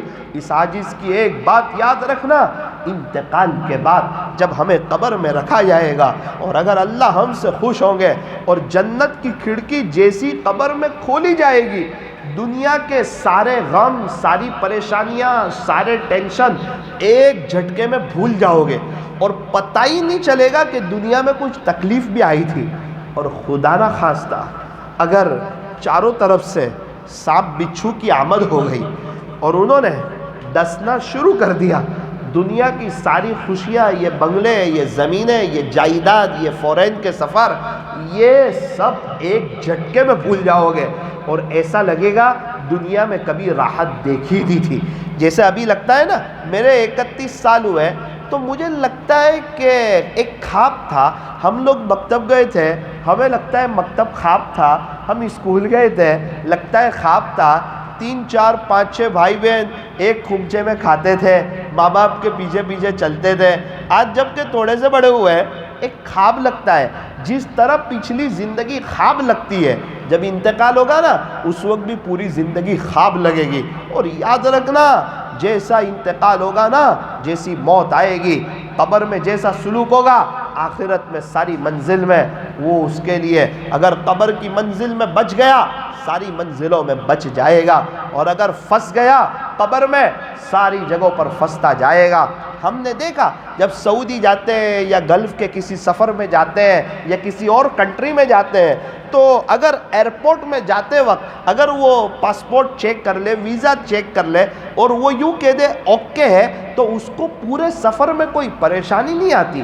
لیکن ہاں، اگر باہر والا یوں کہے کہ یہ ویزا اس کی جگہ ایسا کیوں لگا ہے اور 20 دن کے بعد آپ کا پاسپورٹ ختم ہونے والا ہے، تو پھر پتہ چلتا ہے کہ اب ہر جگہ ہماری پکڑ ہوگی، ہر جگہ ہمارا پاسپورٹ چیک ہوگا۔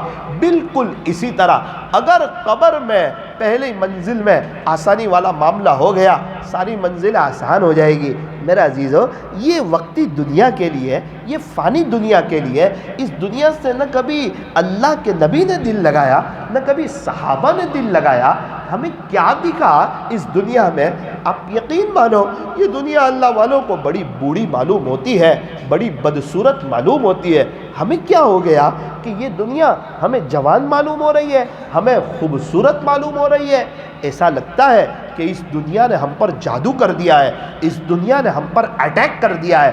ہمیں یوں لگتا ہے یہ دنیا ہمارے ہاتھ میں آ جائے گی۔ میں آپ کو لکھ کر دیتا ہوں، یہ مغلوں کے ہاتھ میں نہیں آئی، مغل بادشاہوں کے ہاتھ میں نہیں آئی، ہمارے پردادا کے ہاتھ میں کون سی آ گئی؟ ہمارے دادا اور ہمارے ابا کے ہاتھ میں کون سی آ گئی؟ اور ہمارے علاقے میں جو بڑے بڑے مالدار لوگ رہتے تھے، ہم نے ان کو دنیا سے جاتے ہوئے دیکھا، ان کے ہاتھ میں نہیں آئی۔ تو کیا یہ دنیا میرے اور آپ کے ہاتھ میں آئے گی؟ جب یہ دنیا نہیں آئے گی، جب یہ ہمارے بچے ہمارے ساتھ نہیں آئیں گے، جب یہ مخلوق ہمارے ساتھ نہیں آئے گی، جب ہمیں اللہ کے پاس جانا ہے، ہمیں اکیلے جانا ہے، ہمیں قبر میں اللہ سے ملاقات کرنی ہے، ہم چاہتے ہیں کہ اللہ ہم سے خوش ہو جائے اور ہم کام اللہ کو ناراض کرنے والے کریں، بتاؤ تو پھر اللہ خوش کیسے ہوں گے؟ اس لیے میرے عزیزوں، ساری بات کا خلاصہ یہ ہے کہ ہم اپنی زندگی کو چینج کریں، اپنے بارے میں کچھ سوچیں۔ یہ سوچیں کہ کیا میں اپنے پیر پر کلہاڑی تو نہیں مار رہا ہوں، کیا میں اپنی آخرت کو برباد تو نہیں کر رہا ہوں؟ اجی یہ زندگی گزارنے سے مجھے کیا ملے گا؟ پھر کیا ضرورت تھی جنید جمشید کو زندگی چینج کرنے کی؟ پھر کیوں اس نے زندگی چینج کی؟ میں عقل مند ہوں یا وہ عقل مند ہے؟ میں ہوشیار ہوں یا وہ ہوشیار ہے؟ اچھا میرے دوست لوگ زیادہ ہیں یا اس کے دوستوں کا شرکل زیادہ تھا؟ کیا جنید توبہ نہ کی تھی جب زیادہ مشہور تھا، یا جب توبہ کر لی جب اللہ نے اس کو پوری دنیا میں مشہور کر دیا تھا؟ کیا جنید نے توبہ نہ کی ہوتی تو اس کی قبر سے خوشبو آتی، یا توبہ کر لی تھی اس لیے اس کی قبر سے خوشبو آئی تھی؟ تو میں کس چیز کی تیاری کر رہا ہوں؟ میرے عزیزو، آج موقع ہے، دنیا میں کوئی کسی کا اتنی شدت سے انتظار نہیں کرتا جتنا اللہ اپنے بندوں اور اپنی بندیوں کی توبہ کا انتظار کرتا ہے۔ اللہ تعالیٰ بڑے مہربان ہیں، بڑے رحم کرنے والے ہیں، معاف کرنے والے ہیں۔ پہلے ہی کئی شرابیوں کو، کبابیوں کو، اس کے نافرمانوں کو معاف کر چکے ہیں، اور جو اللہ کی طرف سے پیٹ پھیر کر جائے، اللہ تعالیٰ قرآن میں کہتے ہیں فَأَيْنَ تَذْهَبُونَ، میرے بندو تم کہاں جا رہے ہو؟ تم کہاں جا رہے ہو؟ کیا کر رہے ہو؟ یا ایھا الانسان ما غرک بربک الکریم، اے انسان تجھے تیرے رب سے کس چیز نے دھوکے میں ڈال دیا ہے؟ ایسا کیا ہوا کہ تو اپنے اللہ ہی کو بھول گیا، اپنے خالق کو بھول گیا، اپنے مالک کو بھول گیا، اپنے پالنہار کو بھول گیا؟ میرے عزیزو، دماغ کے سارے خیالات کو ایک طرف کیجئے، چلے گا چلے گا چلے گا چلے گا چلے گا کر کے زندگی کا ایک بڑا حصہ اللہ کی نافرمانی میں گزر چکا ہے۔ سب خیال ایک طرف کیجئے، تھوڑا سا اللہ والوں کی زندگی کی طرف بھی نظر دوڑائیے۔ کیا کبھی انہوں نے بھی سوچا کہ چلے گا تو میں زیادہ ہوشیار یا یہ لوگ زیادہ ہوشیار؟ عقل مند کون؟ جو اللہ کی دھرتی پر رہ کر اللہ کو راضی کر لے۔ تو پھر دنیا میں میرا عزیز تو سودا اللہ سے کرے گا، کیا دنیا میں اللہ تجھے ذلیل کرے گا؟ کیا تجھے بے چین کرے گا؟ کیا تجھے پریشان کر دے گا؟ یہ دنیا تیرے قدموں میں ڈالے گا، عزتوں کی چوٹیوں پر اللہ تجھے بٹھائے گا، اور بڑی شان کے ساتھ تو دنیا سے جائے گا۔ خدا کے دربار میں تیرا بڑا اونچا استقبال ہوگا۔ تو اللہ کے لیے گناہوں بھری زندگی چھوڑے گا، کیا اللہ تجھے ذلیل کرے گا؟ کیا جنید جمشید کو ذلیل کیا یا عزتوں کی چوٹیوں پر بٹھایا؟ وہی جو جنید کا اللہ ہے وہی میرا اور آپ کا اللہ ہے۔ ارے دنیا والو، وہی میرا اور آپ کا اللہ ہے۔ اگر اس اللہ سے سودا کرو گے نا، بڑی اونچی قیمت لگائے گا، بڑی قیمت لگائے گا۔ ایک اسکول تھی جہاں پر روزانہ 500 اسٹوڈنٹ اسکول کے لیے جاتے تھے۔ راستے میں ایک بڑھیا کا مکان تھا۔ بڑھیا ایک بچے کو بلاتی، چاکلیٹ دیتی، اس کے سر پہ ہاتھ پھیرتی اور اسے اسکول کے لیے روانہ کر دیتی۔ روزانہ یہی معاملہ ہوتا رہا، یہی ماجرا ہوتا رہا۔ بڑھیا اس بچے کا اکرام کرتی رہی۔ اس بچے نے ایک دن کہا، اماں جی کل مجھے کوئی میٹھی چیز کھانی ہے، کوئی شیرینی کھانی ہے، کوئی حلوہ کھانا ہے۔ بولے بیٹا کوئی بات نہیں، کل تیری اماں جو ہے نا تیرے لیے کوئی میٹھی چیز بنا دے گی۔ دوسرے دن وہ گیا تو اس نے دیکھا اس کے لیے حلوہ بنا ہوا تھا، اس نے حلوہ کھایا۔ اس کے بعد ایک بات پوچھی، 6-7 سال کا بچہ تھا، ایک سوال پوچھا، اماں جی اسکول تو 500 اسٹوڈنٹ جاتے ہیں، لیکن میں دیکھتا ہوں آپ روزانہ مجھے ہی بلاتی ہو، مجھے ہی چاکلیٹ دیتی ہو، مجھے ہی بیٹا بیٹا کہتی ہو، میرے سر پر ہی ہاتھ پھیرتی ہو، تو مجھے یہ سمجھ نہیں آتا کہ آپ روزانہ میرا اتنا اکرام کیوں کرتی ہو؟ اللہ اکبر کبیرہ۔ اس بڑھیا نے کہا، تو نے میرا زخم تازہ کر دیا، تو نے میرا زخم تازہ کر دیا۔ بیٹا میرا ایک بیٹا تھا، وہ بھی 7 سال کا تھا، اس کا انتقال ہو گیا۔ تو بیٹا یہ جو 500 بچے جاتے ہیں نا، اس میں سے تو ایک ایسا ہے جو میرے بیٹے جیسا لگتا ہے، تو ایک ایسا ہے جو میرے بیٹے جیسا لگتا ہے، اس لیے تیرے سر پہ ہاتھ پھیر کر مجھے اپنے بیٹے کا صبر آتا ہے، تجھے چاکلیٹ دیکھ کر مجھے اپنے بیٹے کا پیار آتا ہے، اس لیے 500 میں سے تجھے ہی بلاتی ہوں۔ اٹاڑوا والو، یہ عاجز آپ سے ایک سوال پوچھتا ہے، بڑھیا کو 500 میں سے کون سا پسند آیا جو اس کے بیٹے جیسا لگتا تھا؟ اللہ پہلے ہی اعلان کر چکے ہیں، مجھے وہ پسند آئیں گے جو میرے نبی کے طریقے پر چل کے آئیں۔ پہلے ہی اعلان کر چکے ہیں، جو میرے نبی کی طریقے پہ چل کے آئیں گے وہ میرے محبوب ہیں۔ میرے عزیزو، جب کوئی اللہ کے نبی کے طریقے پر نہیں چلتا نا، اللہ اس کو دنیا کے حوالے کر دیتا ہے، جا تو جانے تیرا کام جانے۔ پھر وہ پریشان ہوتا ہے، بے چین ہوتا ہے، ڈپریشن کا شکار ہوتا ہے، ہر طرف اس کو اندھیرا ہی اندھیرا دکھتا ہے، بے چینی دکھتی ہے، ایک خواب دیکھتا ہے کہ اب میری زندگی سرخیوں میں آ جائے گی، اور کوئی 10 سال سے دیکھ رہا ہے، کوئی 15 سال سے دیکھ رہا ہے، کئی لوگ قبرستان کے حوالے ہو چکے ہیں۔ اللہ اس کے رسول کو ناراض کر کے سرخیاں نہیں ملتی، زندگی میں بہاریں نہیں ملتی۔ اس لیے میرے عزیزو، ایک بات کہہ کر اپنی بات کو ختم کرتا ہوں، اللہ تعالیٰ بڑے مہربان ہے، رحم کرنے والے، معاف کرنے والے، اپنے بندوں سے بڑا پیار کرنے والے۔ ایک مرتبہ ماں باپ بھی تانا دے دیتے ہیں کہ تو نے یہ کام کیوں کیا، نہیں کرنا چاہیے تھا، لیکن اللہ تعالیٰ جب کوئی بندہ توبہ کرتا ہے نا، کبھی بھی تانا نہیں دیتے۔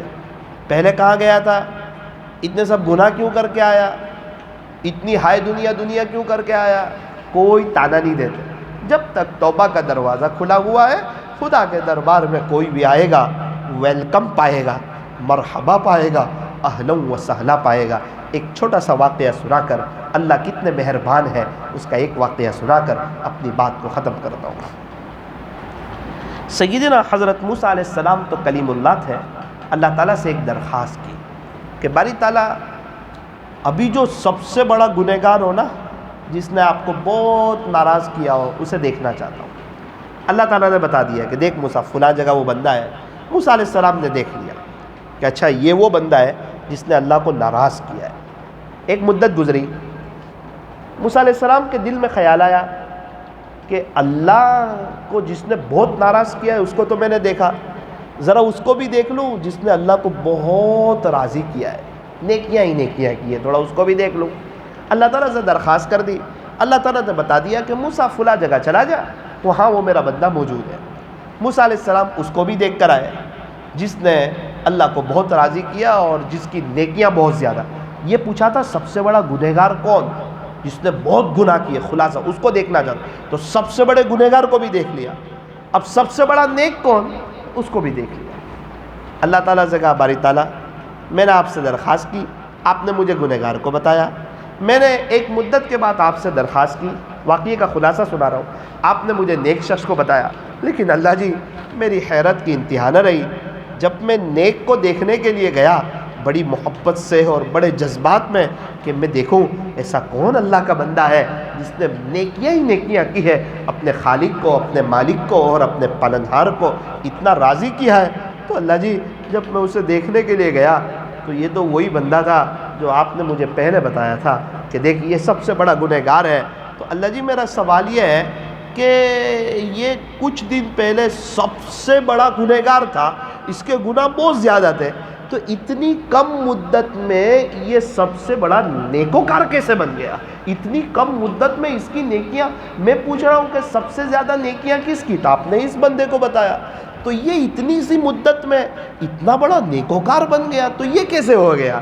اللہ نے فرمایا موسیٰ بات تو صحیح ہے کہ اس نے مجھے بہت ناراض کیا تھا، بہت گناہ کیے تھے، لیکن یہ اپنی بیوی کے پاس بیٹھا ہوا تھا، تو اس کی بیوی نے کہا کہ تمہارے اعمال تو ایسے کہ تم پکے جہنمی ہو۔ تو اس نے کہا کہ ہاں دیکھو گنہگار سمجھتا تھا اپنے کو، اس نے کہا ہاں تیری بات تو بالکل صحیح ہے کہ میرے اعمال تو ایسے ہے کہ میں پکا جہنمی ہوں، لیکن میری بیوی ایک بات یاد رکھنا، میرے گناہ ہے نا بہت زیادہ ہے، لیکن اللہ کی رحمت جو ہے نا وہ میرے گناہ کے مقابلے میں بہت زیادہ ہے۔ اللہ کی رحمت کے مقابلے میں اگر تو میرے گناہ دیکھے گی تو میرے گناہ کچھ بھی نہیں ہے۔ تو میری بیوی بے شک میرے اعمال ایسے ہیں کہ میں پکا جہنمی ہوں، لیکن یاد رکھنا میں میرے اللہ کی رحمت سے نا امید نہیں ہوں۔ اے موسیٰ جب اس نے ہماری رحمت کی بات کی نا، پھر ہماری رحمت کا دریا جوش میں آیا، پھر کیا ہوتا، ہم نے اس کے سارے گناہوں کو نیکیوں سے بدل دیا۔ تو سب سے بڑا گنہگار بھی وہ تھا، جب سب گناہ نیکیوں میں بدل گئے تو ابھی سب سے بڑا نیکوکار بھی یہ ہو گیا۔ ایسے قریب ہے میرے اور آپ کے اللہ، آج تک تو بے چینی دیکھی، اب ایسے قریب اللہ کو چھوڑ کر ہم لوگ کہاں جا رہے ہیں؟ اس لیے طے کریں کہ انشاءاللہ ہم اپنے نبی کی نقل اتاریں گے انشاءاللہ۔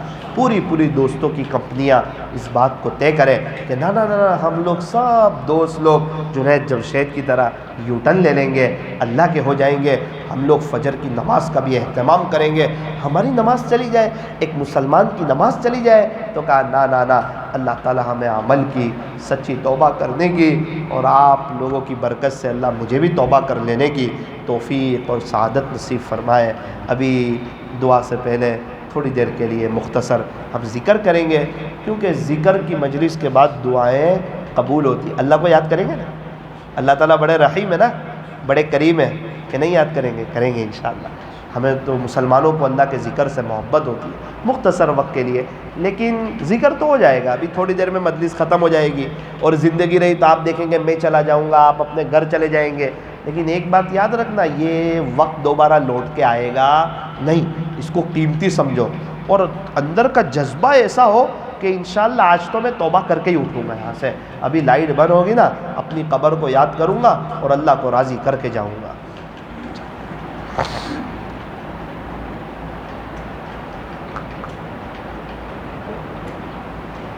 اندر باہر کی ساری لائٹیں بند کر دو۔ ساتھیوں سے گزارش ہے اپنی آنکھوں کو بند کریں، اپنی گردن کو جھکائیں، اپنی موت کو یاد کریں، اپنی قبر کو یاد کریں، اپنی آخرت کو یاد کریں۔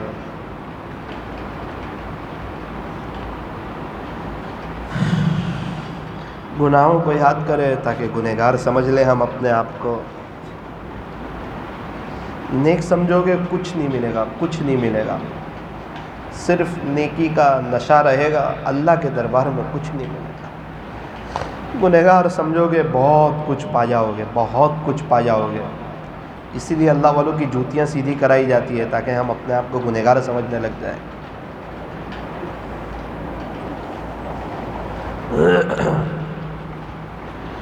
لا الہ الا اللہ، لا الہ الا اللہ، لا الہ الا اللہ، لا الہ الا اللہ،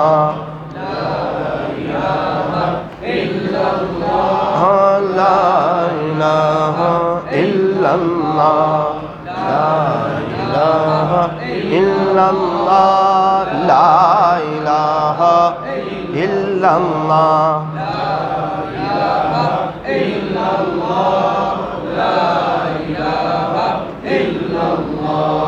لا الہ الا اللہ، پڑھتے رہیں۔ یہ بہت وزنی کلمہ ہے، ہلکے میں مت لینا اس کو، پڑھتے رہیں۔ لا الہ الا اللہ، پڑھتے رہیں۔ دن میں ایک تمنا بھی اللہ کے سامنے رکھیں کہ اللہ موت کے وقت بھی یاد دلا دینا، موت کے وقت بھی یاد دلا دینا۔ لا الہ الا اللہ، لا الہ الا اللہ، لا الہ الا اللہ، لا الہ الا اللہ، لا الہ الا اللہ، لا الہ الا اللہ، لا الہ الا اللہ، لا الہ الا اللہ، محمد الرسول اللہ صلی اللہ علیہ وسلم۔ میرے عزیزو، ابھی میں اللہ اللہ پڑھوں گا، آپ لوگ بھی میرے ساتھ پڑھنا اس تصور کے ساتھ کہ جب میں اللہ اللہ پڑھتا ہوں نا تو میرا دل، میرے بدن کا ایک ایک حصہ، میرے بدن کا رواں رواں، یہ آسمان، زمین، در و دیوار، سب طرف سے اللہ ہی اللہ کی آوازیں اس طرح پورے اللہ کی محبت میں اور اللہ کے عشق میں ڈوب کر کے، جس کو جس سے محبت ہوتی ہے نا وہ اس کے عشق میں ڈوبا ہوا ہوتا ہے۔ اللہ کریں کہ ہم اپنے اللہ کی سچی محبت کے عشق میں ڈوب جائیں۔ اس وقت کو یاد کریں جس وقت مجھے اور آپ کو قبر کے اندر اتارا جا رہا ہوگا، وہ منظر یاد کریں، اور جب میں اللہ اللہ پڑھوں 5-6 دفعہ ہو جائے اس کے بعد آپ بھی دل کی حاضری سے شروع کر دینا۔ اور میرے عزیزوں، اگر اللہ کی یاد کرتے کرتے رونا آ جائے تو زہے نصیب، شاید گنہگار سمجھ لو گے اللہ رونے کی توفیق دے۔ اس کو جس سے محبت ہوتی ہے نا وہ اس کو یاد کر کے رویا بھی کرتا ہے۔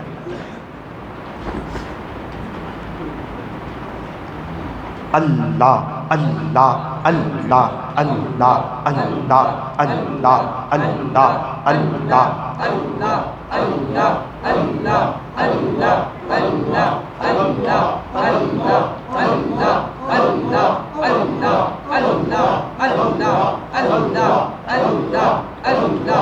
دل سے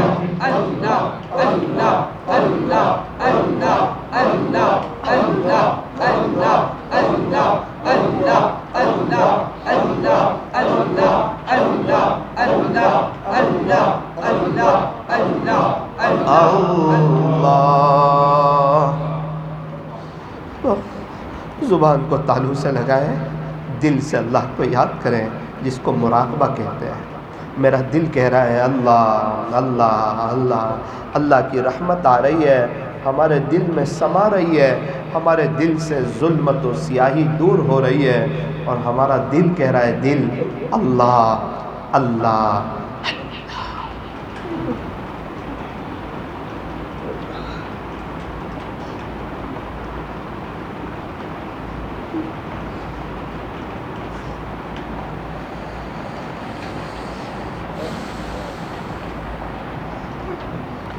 اگر اسی طرح گناہ کرتے کرتے موت آ گئی، اللہ کو کیا منہ بتائیں؟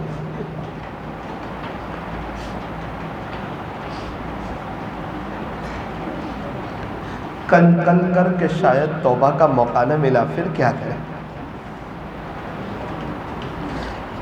پولیس والے کے سامنے بغیر ماسک کے نہیں جا سکتے، بغیر داڑھی کے پیارے نبی کے سامنے کیسے آ سکیں؟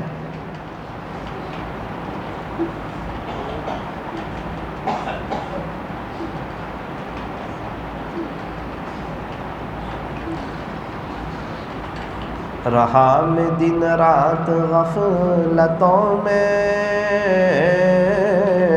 اب بس یوں ہی زندگی گزاری، کیا نہ کچھ کام آخرت کا، کٹی گناہوں میں عمر ساری، کٹی گناہوں میں عمر ساری، عزیزوں دوستوں یارو یہ دنیا دار فانی ہے، اس سے دل نہ لگانا، قبر میں جان بنانی ہے، اس سے ہرگز دل نہ لگانا، قبر میں جان بنانی ہے۔ دنیا کے اے مسافر منزل تیری قبر ہے، طے کر رہا ہے جو تو 2 دن کا یہ سفر ہے، دنیا بنی ہے جب سے لاکھوں کروڑوں آئے، باقی رہا نہ کوئی، مٹی میں سب سمائے، باقی رہا نہ کوئی، مٹی میں سب سمائے۔ آج تو نرم نرم بستروں پر سوتے ہیں، ایک دن آئے گا بغیر بچھونے کے زمین کے اوپر سونا پڑے گا۔ کیا ٹھنڈی، کیا بارش، کیا گرمی۔ آج دنیا میں لوگ کتنے پریشان حال ہیں، ہم ہیں کہ اللہ تعالیٰ نے ہمیں نعمتوں میں رکھا ہے، بہاروں میں رکھا ہے، پھر بھی ہم اللہ کے شکر گزار بننے کے لیے تیار ہیں۔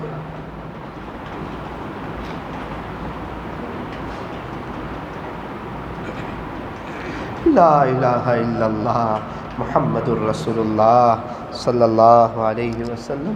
ہاتھ اٹھائیے، دعا کر لیجئے۔ الحمدللہ رب العالمین، صلی اللہ علی حبیب محمد وآلہ وسلم۔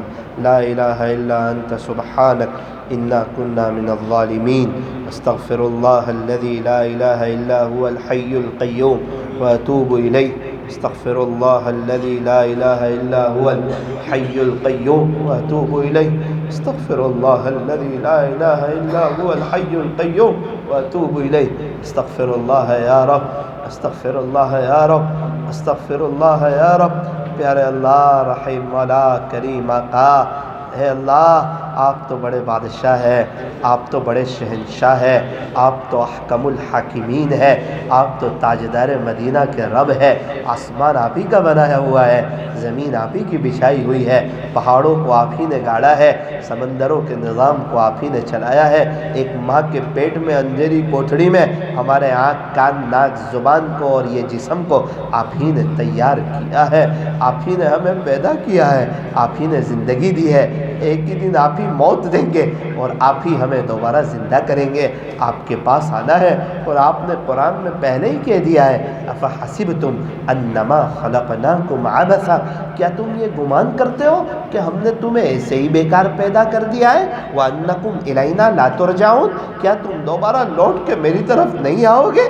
اے اللہ ہم نے زندگی غفلت میں گزاری، گناہوں میں گزاری، غیروں کے طریقوں کے مطابق گزاری، آپ کو ناراض کرتے کرتے گزاری۔ اے اللہ شادی میں کسی بڑے آدمی نے دعوت دی تو ہم پہنچ گئے، اگر نہیں جائیں گے فلاں صاحب کو برا لگے گا، لیکن فجر میں آپ نے کنکوتری بھیجی حی علی الصلاۃ، آ جاؤ نماز کی طرف، اس وقت ہم میٹھی نیند سوتے رہے، اس وقت کبھی یہ نہیں سوچا کہ اگر میں نہیں جاؤں گا نا تو جو سب سے بڑا اللہ ہے وہ اللہ کو برا لگے گا۔ اے اللہ سیٹ کو پہچانا، متولی کو پہچانا، فورین میں رہنے والوں کو پہچانا، مالداروں کو پہچانا، آپ کو نہیں پہچانا۔ اللہ ہم لوگ اپنی بیوی کو جانتے ہیں، اپنے بچے کو جانتے ہیں، یہ چند ٹکوں کے پیسوں کو جانتے ہیں، آپ کو نہیں پہچانتے۔ اللہ ہمیں معاف کر دے، اللہ معاف کر دیجئے، اللہ معاف کر دیجئے۔ اللہ ہم بہت بڑے گنہگار ہیں، آج اقراری مجرم ہیں،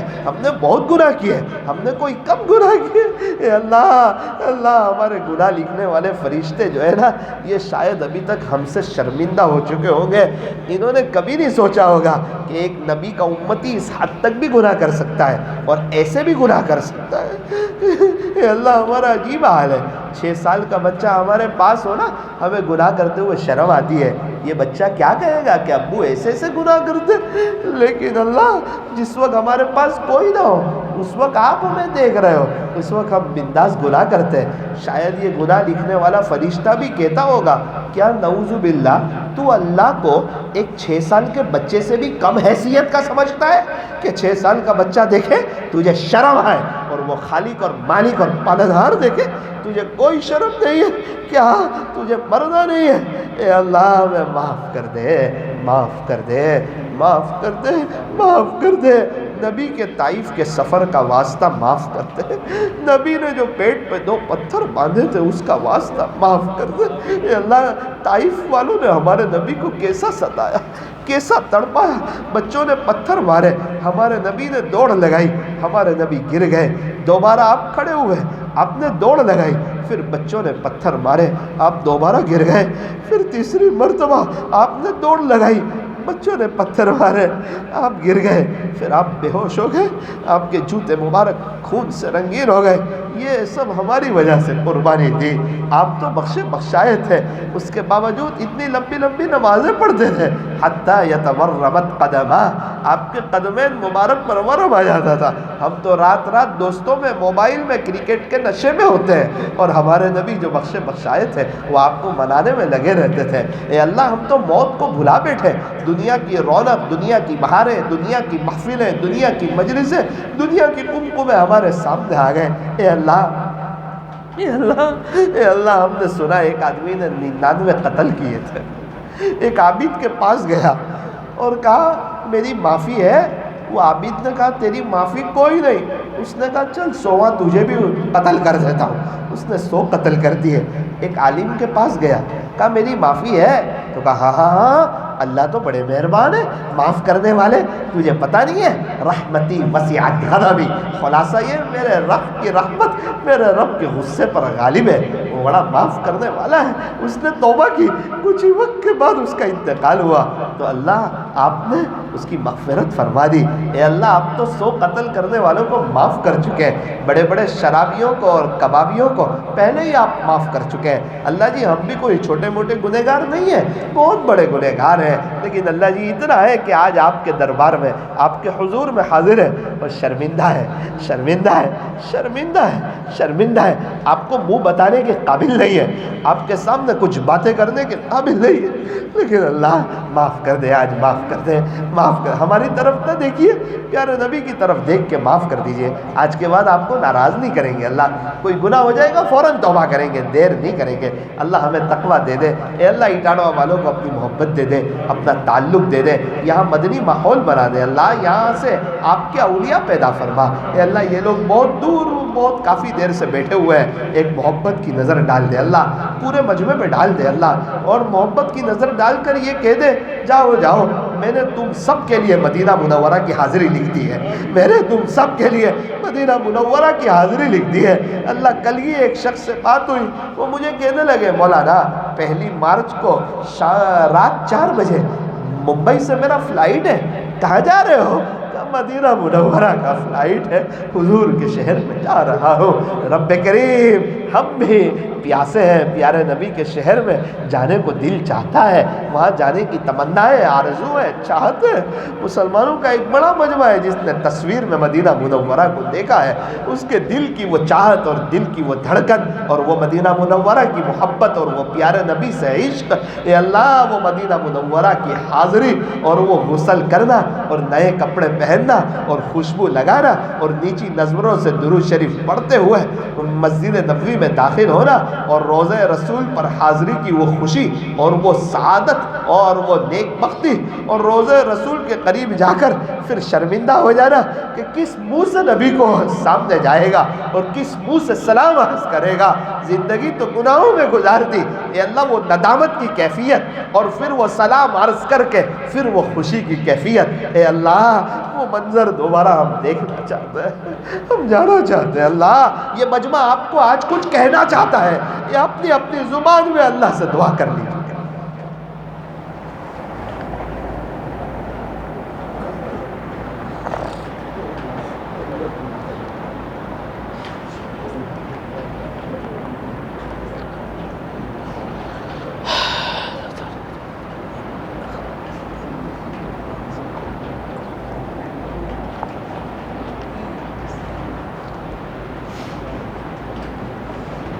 اللہ اس میں سے کتنے ایسے ہیں کسی کے ابا کا کسی کی امی کا انتقال